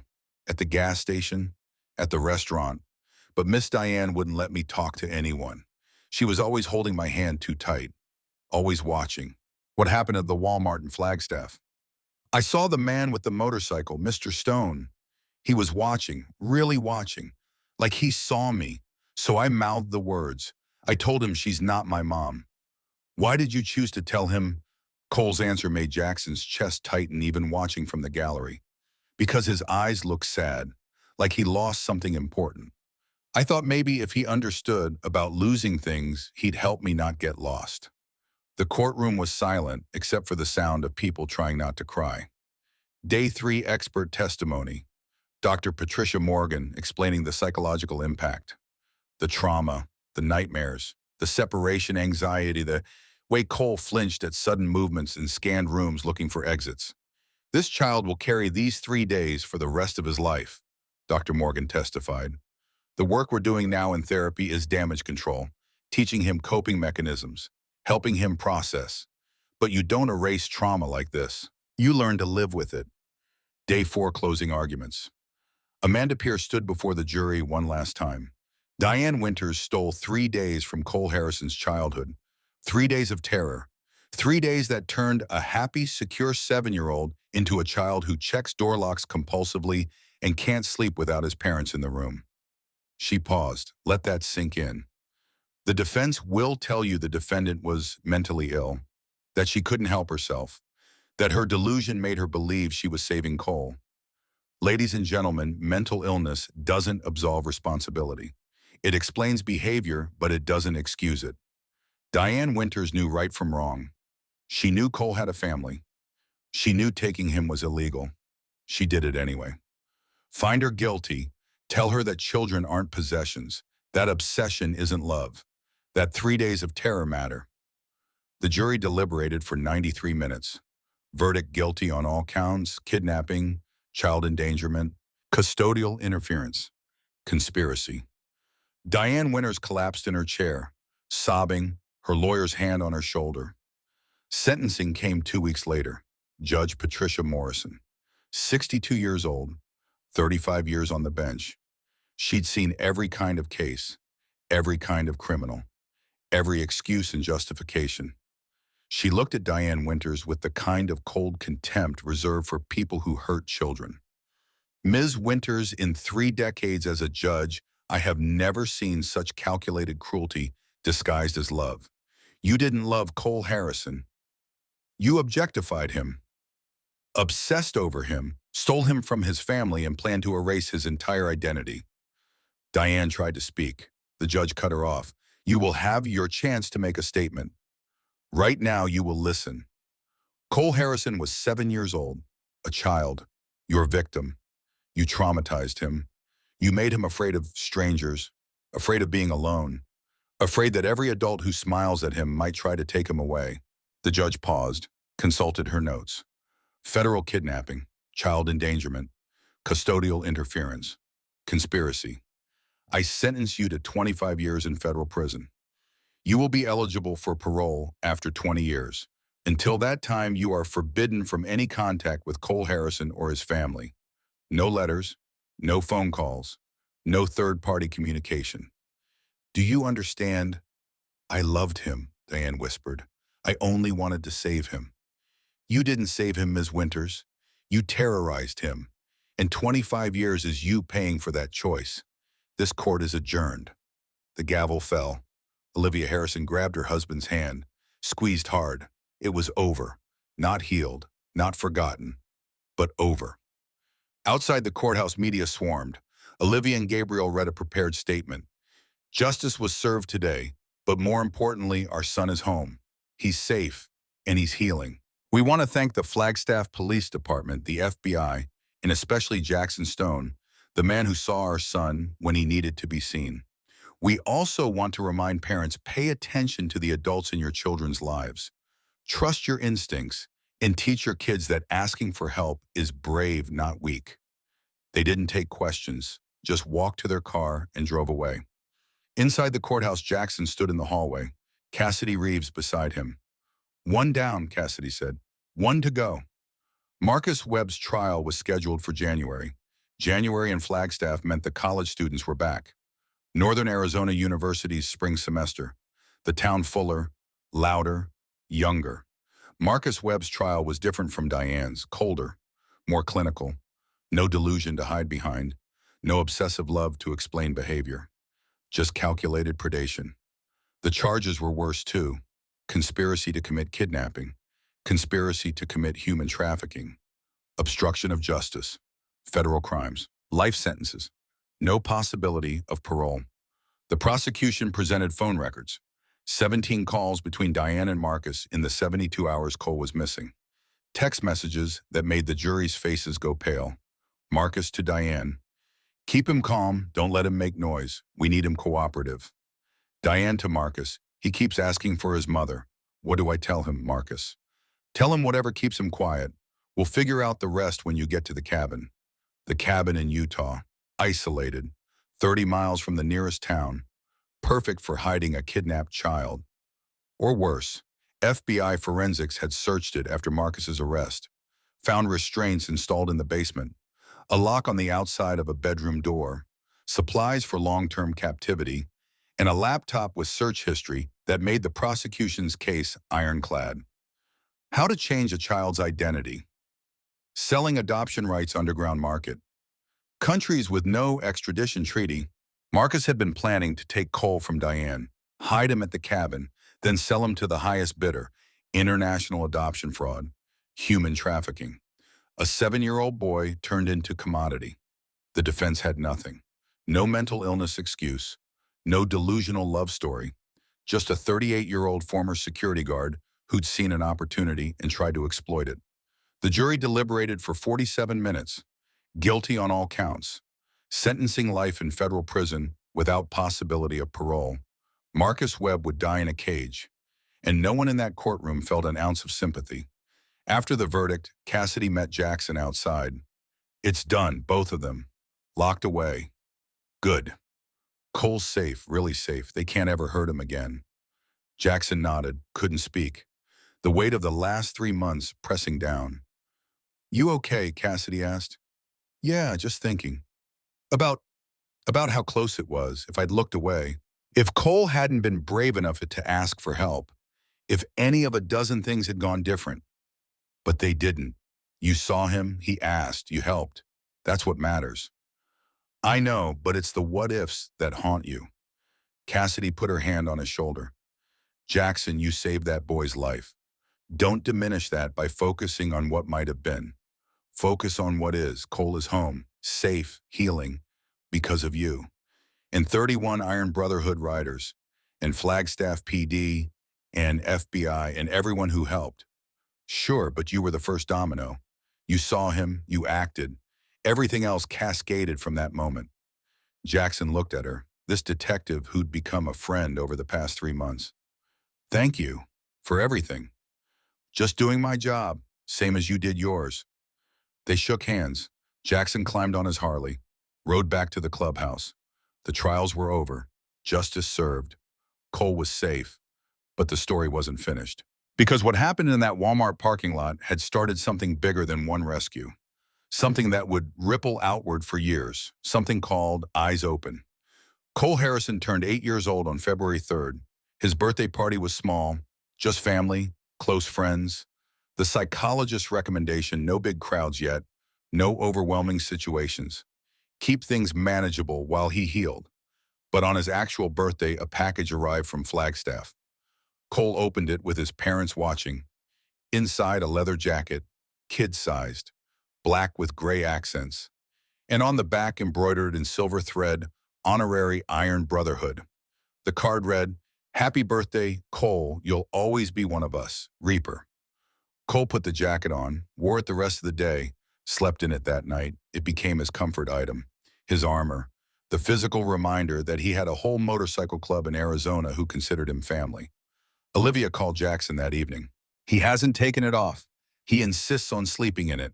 Jackson's voice was rough. That okay with you? More than okay, whatever makes him feel safe. How's he doing? Really doing? Olivia was quiet for a moment. Better. Therapy twice a week. Dr. Morgan says he's processing well. The nightmares are less frequent. He's back in school, making friends, laughing again. That's good. But he's different, Jackson. He's more serious, more watchful. He scans every room looking for exits. He doesn't trust easily.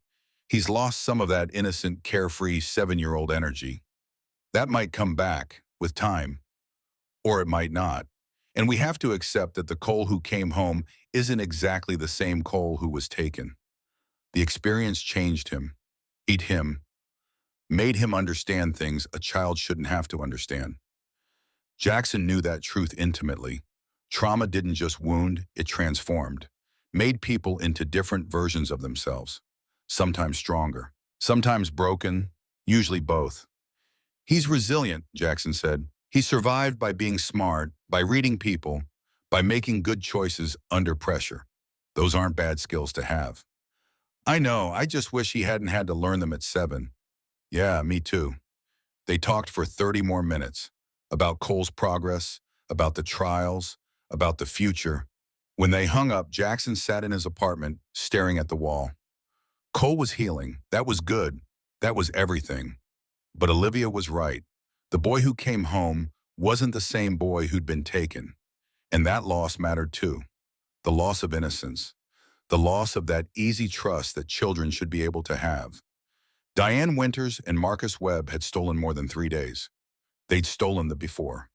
The version of Cole who didn't know the world could be cruel, who didn't have to check door locks and scan rooms and read adult faces for danger.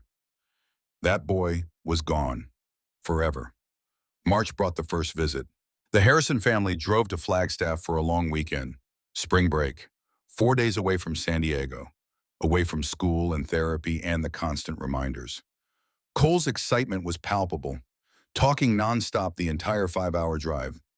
Do you think Mr. Stone will let me sit on his motorcycle? Do you think he'll show me the clubhouse? Do you think the other bikers will be there Friday afternoon? They checked into the Radisson. Same hotel where they'd stayed in protective custody 5 months ago. Different room, different context, but the same building. Cole hesitated at the entrance, body language shifting, the memory flooding back. Gabriel knelt beside him. You okay, buddy? This is where we stayed when Marcus was still out there. That's right, but Marcus is in prison now. He can't hurt you. This is just a hotel, a place to sleep. Nothing scary. Cole nodded, squared his shoulders, walked inside. Small victories. That's what healing looked like. Acknowledging the fear and walking through it anyway. Jackson met them in the lobby an hour later. Cole saw him and ran, threw his arms around Jackson's waist. Mr. Stone, you're really here. Told you I would be, kiddo. Good to see you. Cole looked different.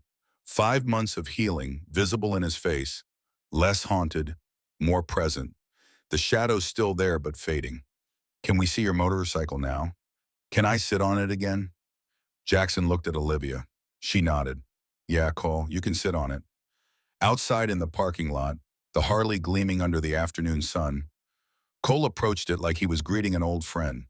Jackson lifted him onto the seat. How's it feel? Amazing, even better than I remembered. Want to go for a ride? Cole's eyes went huge. Can I really? If your parents say yes. Olivia looked uncertain. Is it safe? I've been riding for 30 years. I've got a kid helmet, safety gear. We'll go slow, just around the parking lot. Gabriel nodded. Let him do it. He's been talking about this for months. Jackson pulled out the spare helmet he'd bought specifically for this moment, helped Cole put it on, adjusted the straps, made sure everything fit properly. Then he climbed on in front, Cole's small arms wrapped around his waist, holding tight.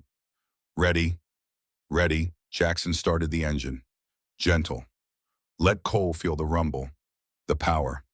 Then he pulled out of the parking space. Slow, steady, circling the lot at walking speed. Cole's laughter echoed off the building walls, pure, joyful. The kind of laughter that came from a child being a child instead of a trauma survivor. They circled 3 times. Then Jackson pulled back into the space, killed the engine. Cole climbed off, pulled off the helmet, face glowing. That was the best thing ever. Can we do it again tomorrow? Yeah, kid, we can do it again tomorrow. That night, Jackson took the Harrison family to dinner. Local restaurant, comfortable, quiet. They ate burgers and fries and talked about normal things.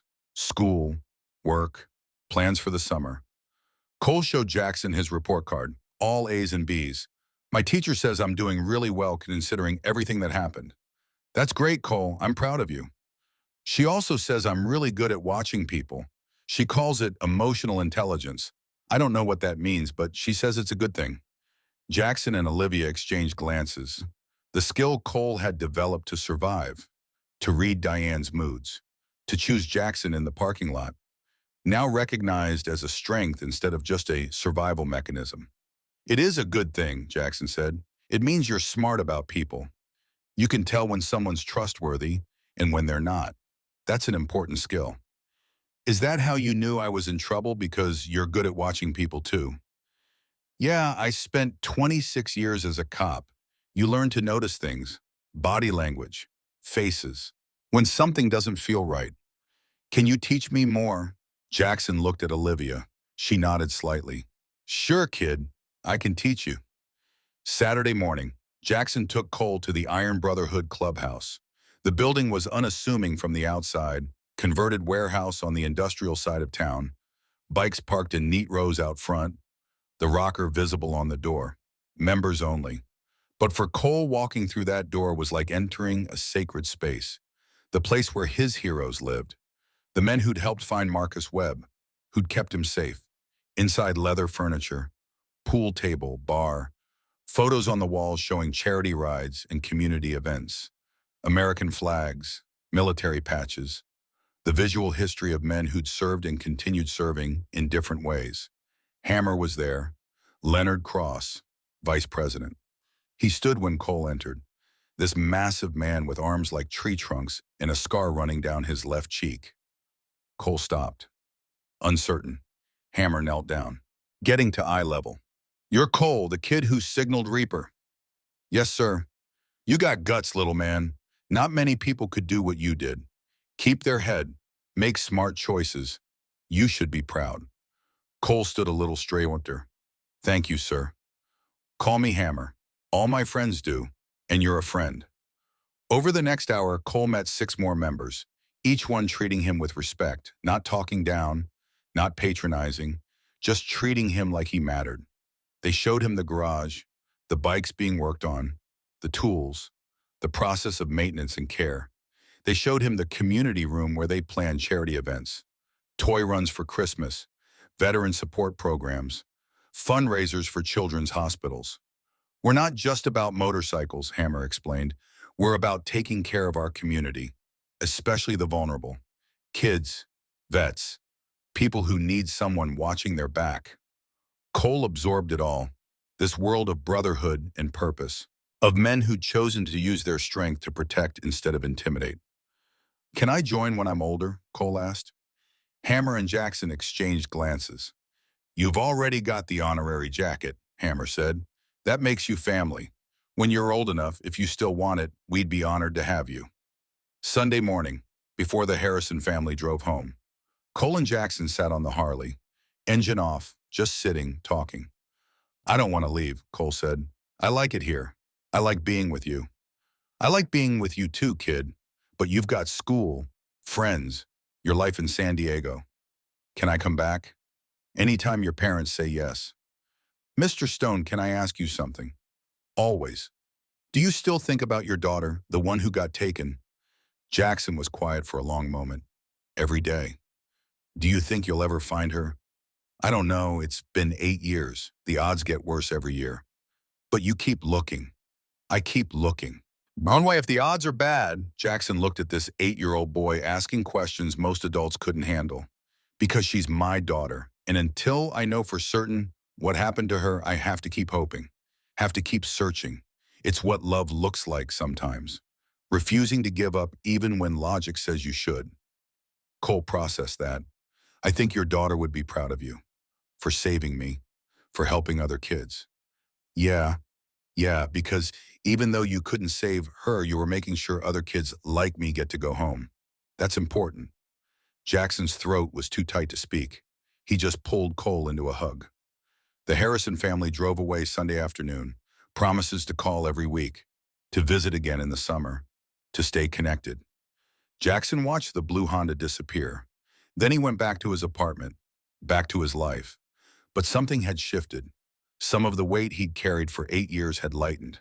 Not because Bryn was found, but because Cole was safe. And maybe that child was right. Maybe Bryn would be proud. Maybe saving someone else's daughter was its own kind of tribute. Its own kind of love. April brought Eyes Open Initiative.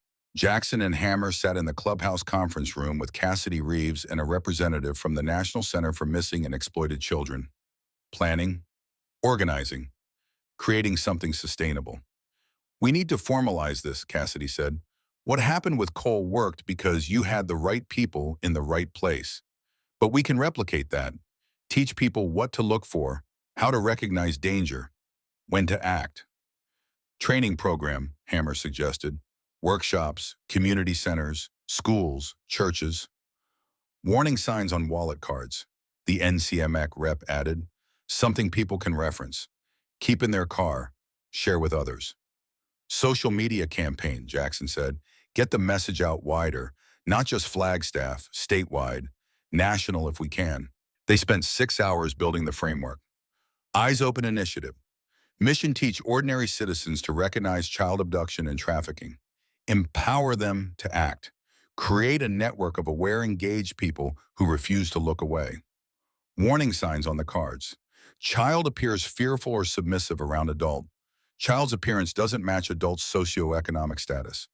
Adult prevents child from speaking. Child attempts to signal for help. Physical signs of abuse or neglect. Child doesn't respond to name used by adult. Trust your instincts. If something feels wrong, call 911. The first workshop was held in May. Flagstaff Community Center. They expected maybe 30 people. 147 showed up.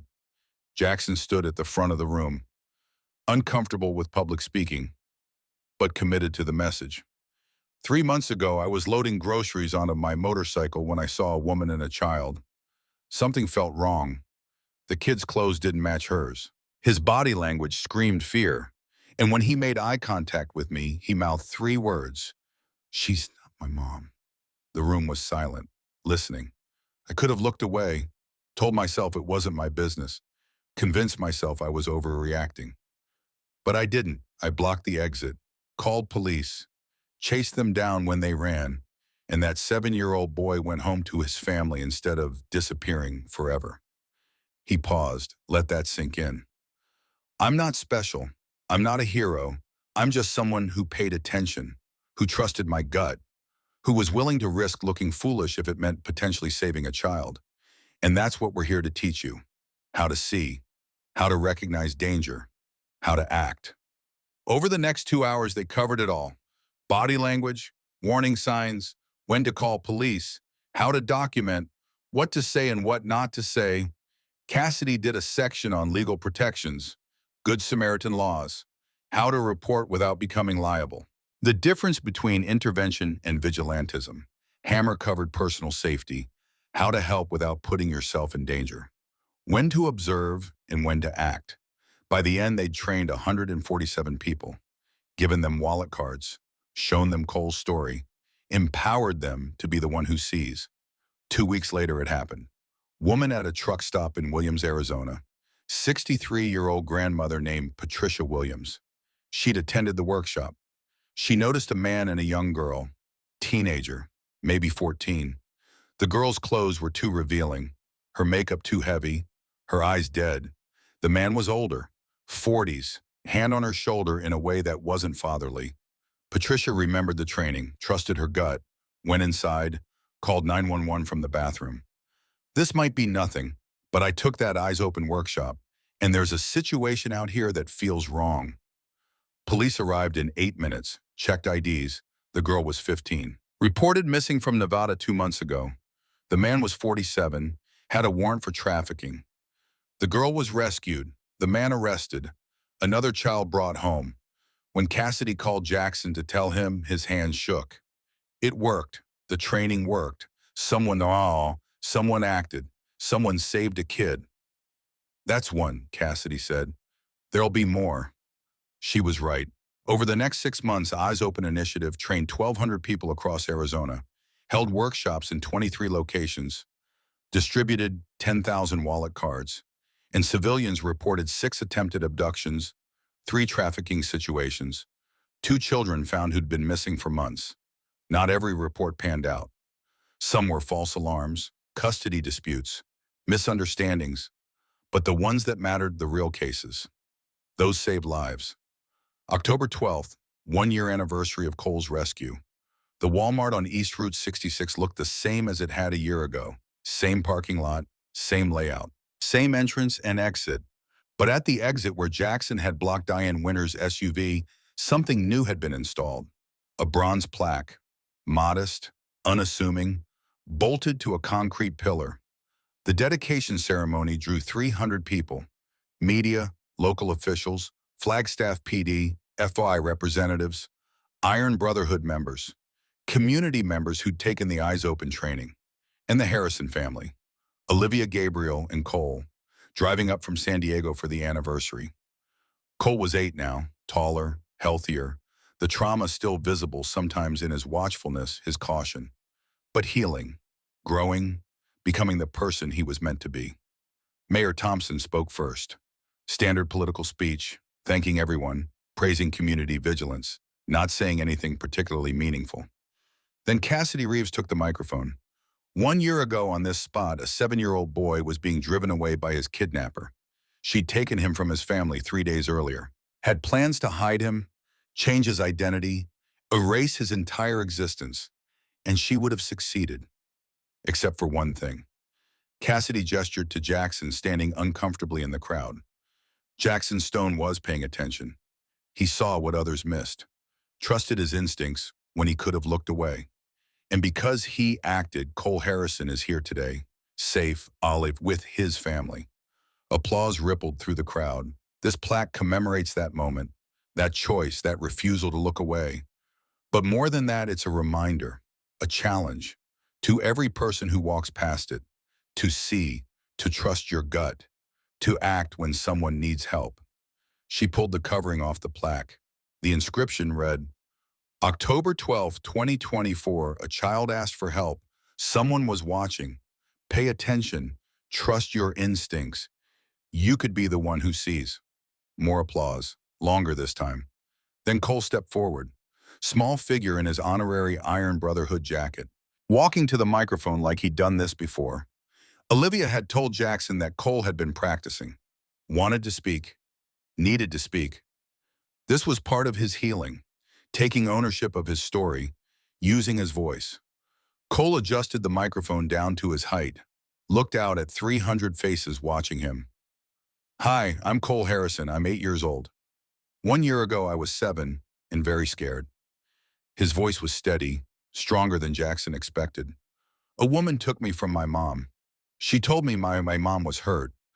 I believed her because she'd been my teacher and I thought teachers don't lie. But she did lie. And for 3 days, I didn't know if I'd ever see my family again. The crowd was silent, listening to this child tell his story. I tried to ask for help at gas stations, at restaurants, but the woman was always watching, always holding my hand too tight. I couldn't get away. I couldn't speak loud enough for people to hear. Cole's voice got quieter, more intense. Then we came to this Walmart, and I saw Mr. Stone. He was loading groceries on his motorcycle, and he was watching, really watching. Not just looking around, but seeing. He looked directly at Jackson. I didn't say anything out loud. I just moved my lips. She's not my mom 3 times to make sure he understood, and he saw me. He believed me. He helped me. Cole's voice strengthened again. I learned something that day. I learned that being scared doesn't mean you're weak. It means you're human. And asking for help when you're scared isn't shameful. It's brave. He pulled the wallet card out of his pocket, the Eyes Open card they'd distributed at every workshop. I also learned that there are people watching, people who care, people who will help if you just ask. But you have to ask. You have to be brave enough to try. He held up the card. This says trust your instincts. If something feels wrong, call for help. That's what I did. I trusted my instincts. I asked for help, and it worked. But it only worked because Mr. Stone was paying attention, because he didn't look away, because he cared about a stranger's kid. Cole's voice got emotional now. 8 years old and carrying wisdom that shouldn't fit in such a small body. 6 people saw me before Mr. Stone. 6 people. I tried to signal them, tried to get their attention. But they looked away.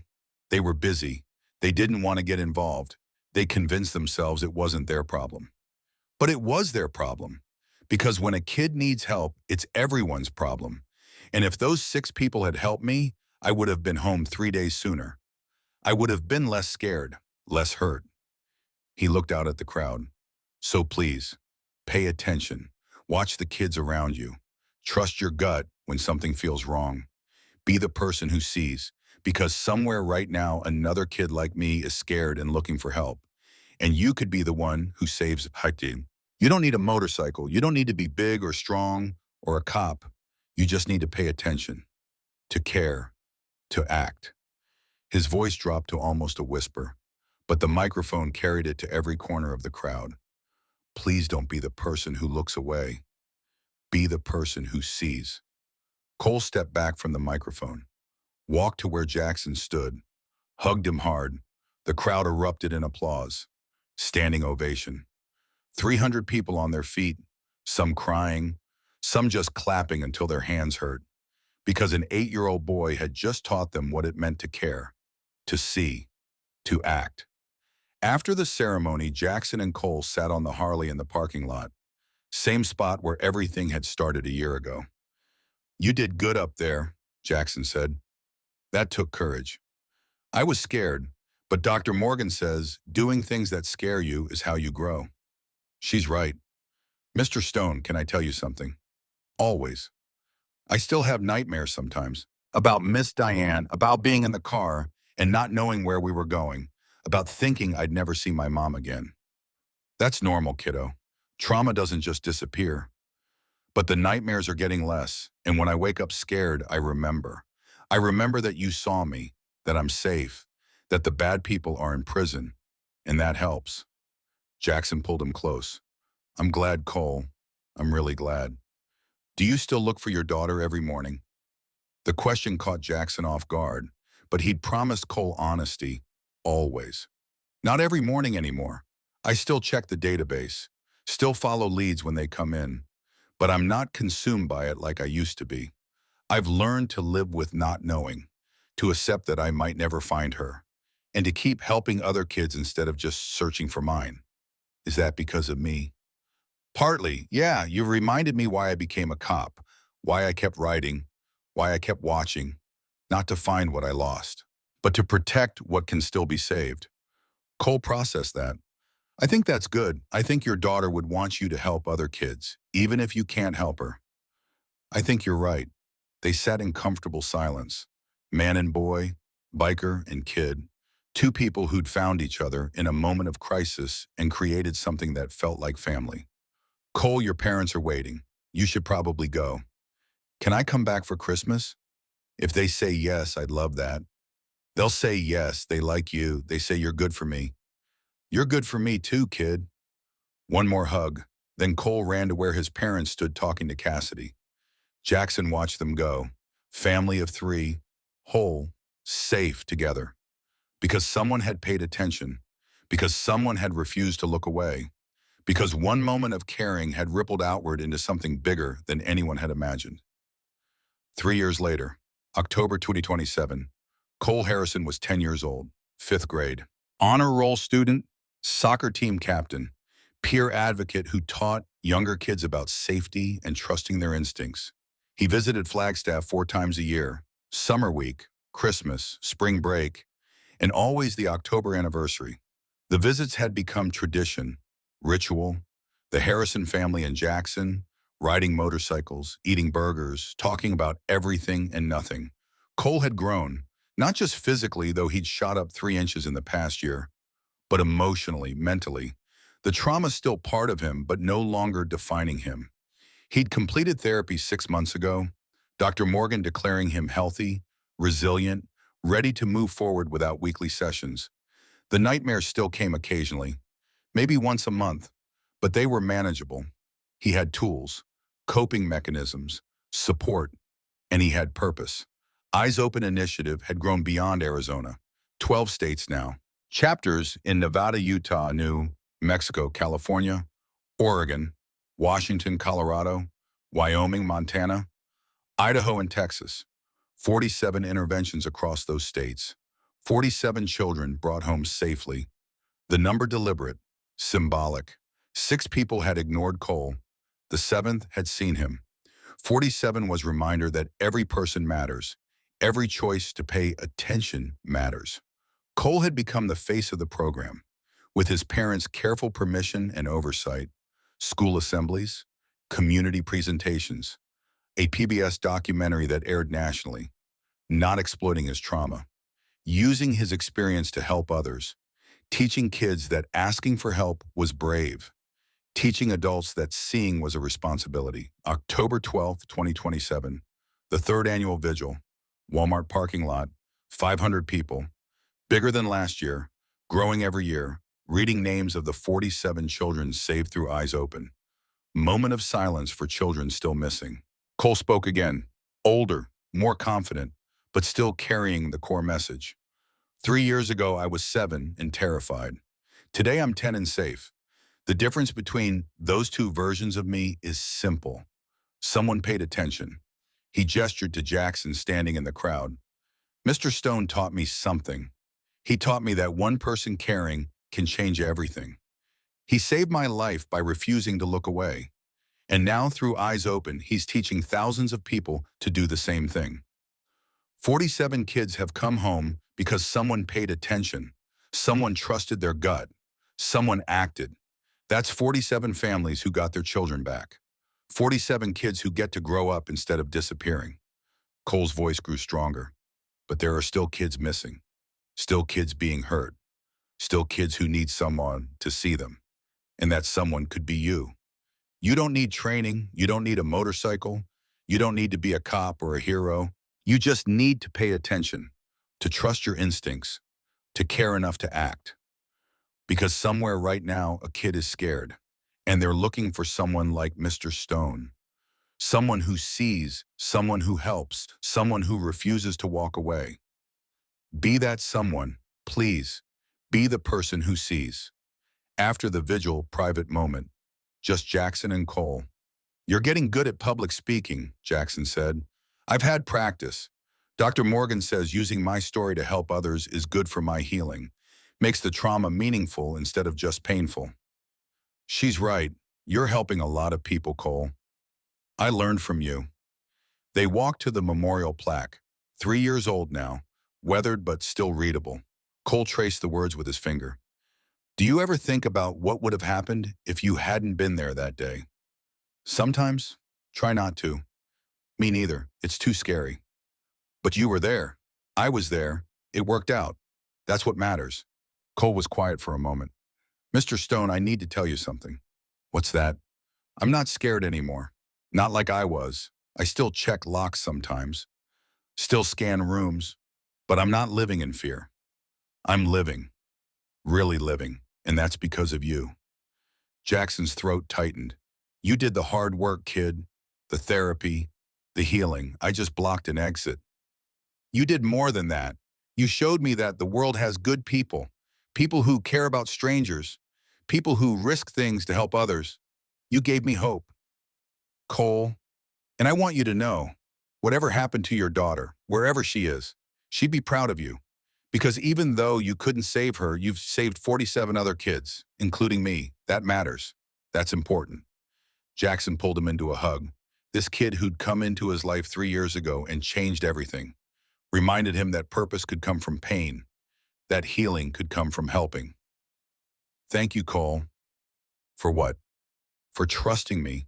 For giving me a reason to keep going. For being exactly who you are. They stood there. Man and boy. Biker and kid. Family not by blood, but by choice and circumstance. In a moment in a parking lot 3 years ago. 5 years later. October 2029. Eyes Open Initiative received the Presidential Citizens Medal, recognition at the national level for community service and child protection. Jackson flew to Washington, D.C., brought Cole now 12. The Harrison family, Hammer, 6 Iron Brotherhood members who'd helped build the program. The White House ceremony was surreal. Standing in the East Room, President speaking about ordinary citizens doing extraordinary things. Jackson Stone was loading groceries when he noticed a child in danger. He could have looked away, minded his business, convinced himself it wasn't his problem. Instead, he acted, blocked an exit, called police, chased down a kidnapper, and saved a 7-year-old boy's life. But he didn't stop there. He took that moment and built something bigger. Eyes Open Initiative, a network of trained civilians across 23 states, people who've learned to see danger, to trust their instincts, to act when children need help. In 5 years, this program has resulted in 47 child rescues, 47 families reunited, 47 lives saved. That's the power of one person refusing to look away. That's the power of community vigilance. That's the power of caring. The medal was heavy, bronze, inscribed with the seal and the date. Jackson accepted it on behalf of everyone. The Iron Brotherhood, Cassidy Reeves, Patricia Morgan, every civilian who'd taken the training, every person who'd chosen to see instead of look away. After the ceremony media interview, national coverage, CBS, CNN, NPR, the story going viral. Mr. Stone, what would you say to people who think getting involved is dangerous, who worry about being wrong? Jackson looked directly into the camera. I'd say being wrong is uncomfortable, but being right and doing nothing is unforgivable. If you see something that feels wrong, trust that instinct. Call police. Let them determine if it's a real threat. But don't walk away. Don't convince yourself it's not your business. Because if a child is in danger, it's everyone's business. What's the most important lesson from Cole's rescue?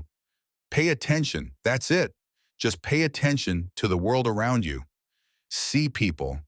Notice things. Trust your gut.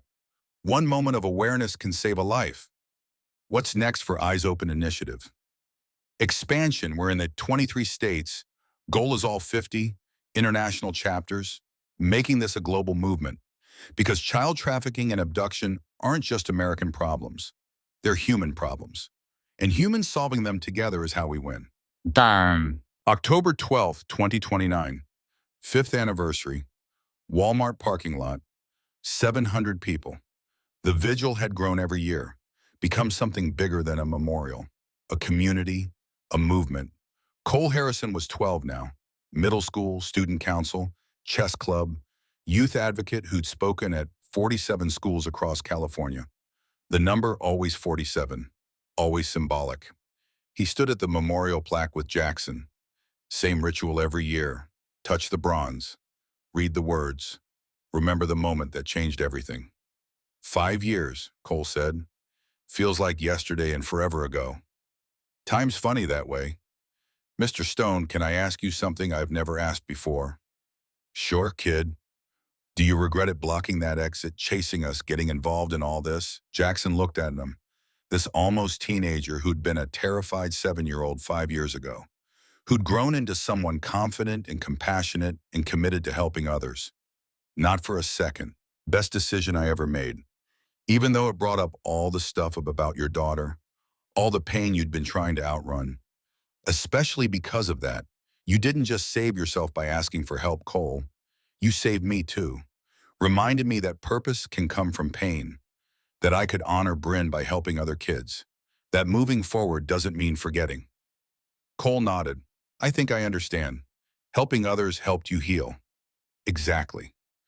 They walked to where the crowd was gathering. 5 years of growth, 5 years of impact, 5 years of lives saved because people paid attention. Cassidy Reeves spoke first. 5 years ago, we had one rescue, one child saved because one person cared. Today, we have 47 rescues across 23 states, hundreds of trained volunteers, thousands of people who've learned to see. This is what community looks like. This is what caring looks like. Then Cole took the microphone. 12 years old, confident, ready. I'm Cole Harrison, I'm 12. 5 years ago, I was 7 and kidnapped. Today, I'm here, safe, alive, growing up. The difference is simple. Someone saw me. He looked at Jackson. Mr. Stone didn't just save my life. He taught me what it means to care about strangers, to use your strength to protect others, to refuse to walk away when someone needs help. I've spent 5 years trying to pay that forward, speaking at schools, teaching kids to ask for help, teaching adults to see, and I'll keep doing it because that's what you do when someone saves you. You save others. 47 kids have come home because of Eyes Open. That's 47 families whole again. 47 kids who get to grow up. 47 futures that exist because someone paid attention. His voice grew quieter, more intense. But there are still kids missing. Still kids being hurt right now. Still kids who need someone to see them. And that someone is in this crowd. It's you. The person hearing this. You could be the next person who saves a life. All you have to do is pay attention. Trust your gut. Act when something feels wrong. That's it. That's the whole secret. See, trust, act. Be the person who sees, please, because somewhere another kid like me is looking for someone like Mr. Stone, looking for someone who cares. Be that someone. Cole stepped on back, the crowd erupted. 700 people standing, applauding, understanding. Later, after the vigil ended and the crowd dispersed, Jackson and Cole sat on the Harley one last time. You know what's funny, Cole said. What's that? 5 years ago, I thought motorcycles were scary, big and loud and dangerous. Now they make me feel safe because they remind me of you. Motorcycles aren't scary. People who ride them can be, but most of us are just regular people who like the freedom. When I'm 16, will you teach me to ride? If your parents agree, yeah, I'll teach you. And when I'm 18, can I join Iron Brotherhood for real, not just honorary?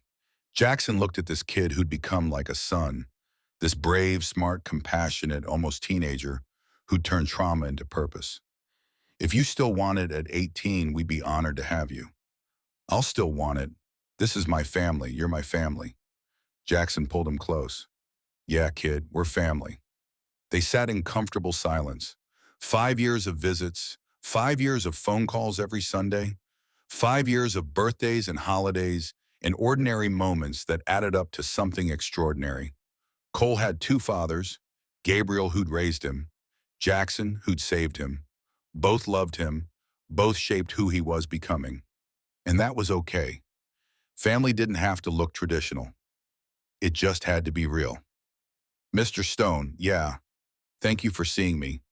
Thank you for not looking away. Thank you for saving my life. Jackson's voice was rough. Thank you for trusting me, for being brave enough to ask, for teaching me that I could still make a difference. We saved each other, didn't we? Yeah, Cole, we saved each other. The sun set over Flagstaff. 5 years since a 7-year-old boy had mouthed 3 words to a stranger in a parking lot. 3 words that had changed 2 lives. Started a movement. Saved 47 children. 3 words that proved one person paying attention could change everything. She's not my mom. The simplest cry for help. And someone had been watching. Someone had seen. Someone had refused to look away. That's what heroes looked like. Not capes and superpowers. Just ordinary people who paid attention when it mattered. Who trusted their instincts. Who acted when others looked away. Jackson Stone had been that person 5 years ago. And now, because of Eyes Open Initiative, thousands of others had become that person too. Watching, seeing, protecting. Making sure that every child who asked for help found someone listening. Every child who signaled for rescue found someone watching. Every child in danger found someone who refused to look away. Because paying attention saved lives. And that message would ripple outward for years to come. One person at a time. One choice at a time. One rescued child at a time. Until every child knew someone is watching. Someone sees you. Someone cares. And that made all the difference.